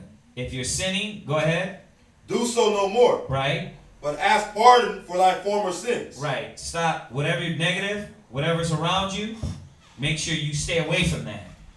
Pray to the Most High. Go ahead. Flee from sin as from the face of a serpent. So flee from sin. So usually a lot of those spirits, when they come around, is because you're entertaining something. You know what I mean? I don't care if it's just Instagram, naked women on Instagram. You'll start, if you're doing that daily, and you looking at half naked women, then you go to sleep with that in your mind, those spirits are going to creep in your mind. Right? It says dreams come through a multitude of business. If your business is Instagram and Facebook and Twitter with naked women, guess what you're going to dream? Instagram, Facebook, naked women. Right? And then you're going to have those thoughts in your head. That's how the mind works. And Satan takes advantage of that and will mess with you while you sleep. So it's real. That's how you know demons are real. Because if those demons around you can cause you physically to ejaculate, then you know Satan is real and he can attack you in the flesh. Right? So watch what you're doing. It says flee from sin. Go ahead. For if thou comest too near it, it will bite thee. Right. And listen, I'm not saying all the time it has to be the case. You can be not around none of that. But I'm just saying, analyze, examine yourself. Think about what you're around, what you're entertaining, and, you know, because when those things hit, in my mind, I'm like, okay, what's trying to get me? A spirit. Because those spirits try to jump on all of us. But you also can control them too. And the more and more you start to be conscious of what is attacking you in your mind. I had spirits like that attack me, but I can control those demons and get them away from me. You know what I mean? Whether you pray, whether it's the holding you down demons, right? Yeah. You can pray and get those demons away, but you got to gain a consciousness of, like, you know how you get in those REM sleeps where you don't know what's going on? Yeah. But then as you start being conscious more, fighting spiritually more, praying more, fasting more, you can be conscious of when you're sleeping, knowing, okay, this is a wrong dream I want to be in. He responded. The person responded and said, "It keeps happening when I am keeping myself pure away from sex. I am waiting for my wife." Oh, that's perfect. That's why they're coming. Yeah. That's why Satan's coming for you. Yeah, he said, I don't watch any porn or lust after women now. There you go. But that's why he's coming after you, because Satan is trying to find some way. So what way is he doing? He's coming through your dreams. He's coming in your sleep. So, you know, just pray, fast, you know, make sure you pray every night, and, you know, keep your mind in the scriptures when you go to sleep, and eventually those spirits will leave. And then start to make yourself conscious in your dream. Tell your mind, listen, get away from me. Get off of me. You know, and those spirits will leave you. So, but yeah, man, Satan walketh around as a lion seeking whom he may devour. And he comes in many ways. So you try to keep yourself pure, right, in the right mind, Satan's going to try to find a way in. Yeah. All right? All right. Yeah. Kendrick, this brother said, Where did this country get the placing of your hand on the Bible to tell you the truth, the whole truth? They would have to show me that where they find that in the Bible. Right. Well, the scriptures say, "Swear not, swear not on the Most High, swear not by yourself." He said. So yeah, we know what they do, and it's corrupt, it's evil, it's wicked, right? But like we went over tonight, their time is coming to an end. What else we got? Why did the Most High make hermaphrodites on earth if it's only for men and women? Oh, well, why did the Most High make a blind person or a retarded person? Right? Because you say that, right? When you look at a retarded kid, foaming at the mouth, body crunched up, you say, damn, why did the Most High do that? Who knows? Right? Now, we know why Yahweh Shai said it in the instance that he said it. We'll go there. Was it? Go to John 91? 91 or 4:1? Go to St. John. See, we don't always know the will of the Most High. You know, and deformities, because what you're dealing with is a deformity. Okay? Now, and let's be real. A hermaphrodite is not a transvestite. I'm going to say it again. They could be a woman, breast, face, gender, speech, everything woman, but somewhere in their genes got mixed up to where they might have that piece down there. So you got to see that the Most High didn't make that person a man. What you got is, you got the flesh now. The flesh somewhere was corrupted. Why? That happens. You know what I mean? My son right now, his left eye is dimmer. It's more dim. Like his eyelid. I mean, what are you gonna say? You know, yeah, the little nigga was wicked in his past life. I don't know what he did. You know what I mean? It could have been something in that the father a genetic problem or the mother a genetic problem, right? It could have been that, you know, going back to the hermaphrodite, in the genes, in y'all genes, you had twins, but then it didn't work out that way. So the Most High knows that. So those things happen, yeah. You never know if it's the food and stuff like that, because that too. There you go. If you look at even with Hiroshima and Nagasaki, after the blast, like 10 to 15 years after that, yeah, you still had kids popping up with like 8 toes and a third eyeball. Exactly. It ain't always something that was done wrong by the child or by the parents. And that's what this scripture is going to go into real quick. Go ahead, because it's getting late. Go ahead. John chapter 9, verse 1. Uh-huh. And as Yahushua passed by, you saw a man which was blind from his birth. So this man was blind for his birth. If we go here to show about regeneration, that we come back, right? Come.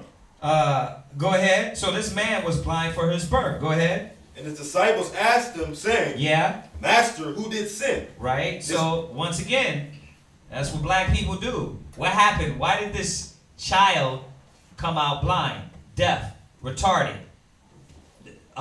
With a man and a woman's part. Go ahead. This man or his parents? Right. Who did sin? Did somebody do something wrong? Because that's the first thing you ask. This man or his parents? Well, he was blind from birth. How could he had sin?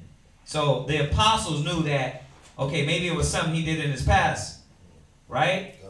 Then they came back and would say, wait a minute, maybe it was his father or his mother. That their child is paying for the sins of for the mother and father, right? So they're trying to figure it out also. Go ahead. That he was born blind, right? Yahushua answered, neither hath this man sinned nor his parents, right? But that the works of the Most High should be made manifest in him. So a lot of times, certain questions you can't answer all the time. Well, why? Why did this happen? Why? Because the Most High wanted it to, and maybe it's because Yahweh Shai, for him to come back and he be glorified. You know, maybe they did something. Maybe they're being punished. But do I know? Do you know? No. Only the angels and the Most High know why a person would be punished on that level. All right. Was that it? Okay, yeah. Do we Israelites celebrate Lent? Lent. It's where like where Christ, he was in the forest for the 40 days where Satan was trying to tempt them. Is Lent is like where we just give up something for those 40 days. No, we don't. That's Catholic. That's Catholic. We don't celebrate that. That ain't nowhere in the Old Testament. Yeah. I can say this though. And nor did, let me say this, and nor did in the New Testament, you can't find it in here. I don't see it nowhere in here where Yahweh Shai, where it became a custom of him after he died. I know they celebrate the Passover, kept celebrating the Feast of Unleavened Bread, kept celebrating the High Holy Days. You know, the only one that we know that came about was the rededication of the temple of Judas Maccabees, right? But you don't read of them any other customs being followed after that. That's what it made me think about the scripture that says where Yahweh Shai, the scripture says that Yahweh Shai made himself of no reputation, meaning like Christ didn't do anything significant to where we gotta do the same, like as far as like that custom that's man-made, that Lent, right? Right. We weren't supposed to follow those. I get what you're saying, but the way you're worded, he's basically Yahweh Shai didn't change any high holy days or anything or add on to that. He followed the same thing also. Yeah. Well, who was saying something? You. Awesome. Mark, you good? Okay. Yeah. There was one more question that just came up. It says, who does she/he choose to marry since she/he is a hermaphrodite? Is what they want to know. Well, once again, so, I mean, y'all asking this question about hermaphrodite, y'all got to know what you're asking. So, you can get that cut off. Like, if you grow 2 parts, right? I don't know why I know so much about hermaphrodite, but I watched a study on it. I did a little reading on it. You can get that cut off. You don't got to keep that. So, who do they want to marry? I guess I'm kind of. If they're a woman, right? In the spirit, their gender's a woman, right? Okay. They created with all the utensils, the voice, the hair, all these things. They're a woman, right? That's the thing we're not understanding about the hermaphrodite. They're either a woman or man. It's just their extra part is wrong. You see that? It ain't like they were a woman and then but they were a man because they got everything chopped off. That's the problem here. You're not understanding that. No, hermaphrodite is a woman or a man. Right? They're either one or the other, but their parts got mixed up. And they can change those parts. You can get that extra part cut off. You can even turn that extra part into that of a woman. So I don't know if they're trying to be funny with me. No, it's somebody. Is legitimately asking that? that? Yeah, they said somebody in the hospital. They know they're trying to get knowledge for her. I guess. Oh yeah, you can always change that. Like if you're a woman and your gender is a woman and you're born with the male part, you can get that cut off and make it into a woman part, right? Because you're a woman. No, the Most High ain't gonna be. The Most High is not gonna be against you because you want to be what you want to be. Now, if you're a woman trying to be with a woman, that's against nature. That's not right. You're not supposed to be like that because that's your choice, right? Somebody that's born that way, they didn't have a choice.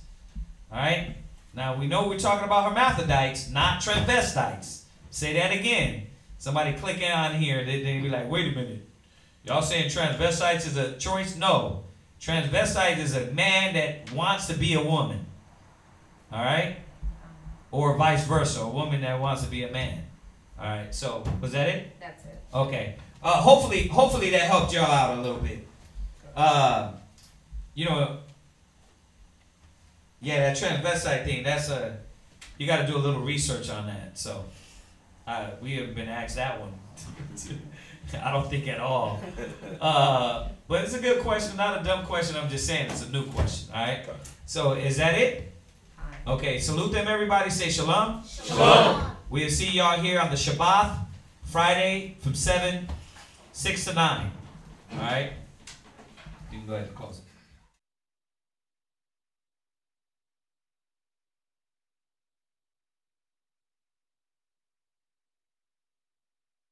Jesus is real, but you devils taught lies on Christ. So many lies that when we come with the truth, people think that the lies is the truth and that the truth is the lie. We changed the truth for God into a lie. In English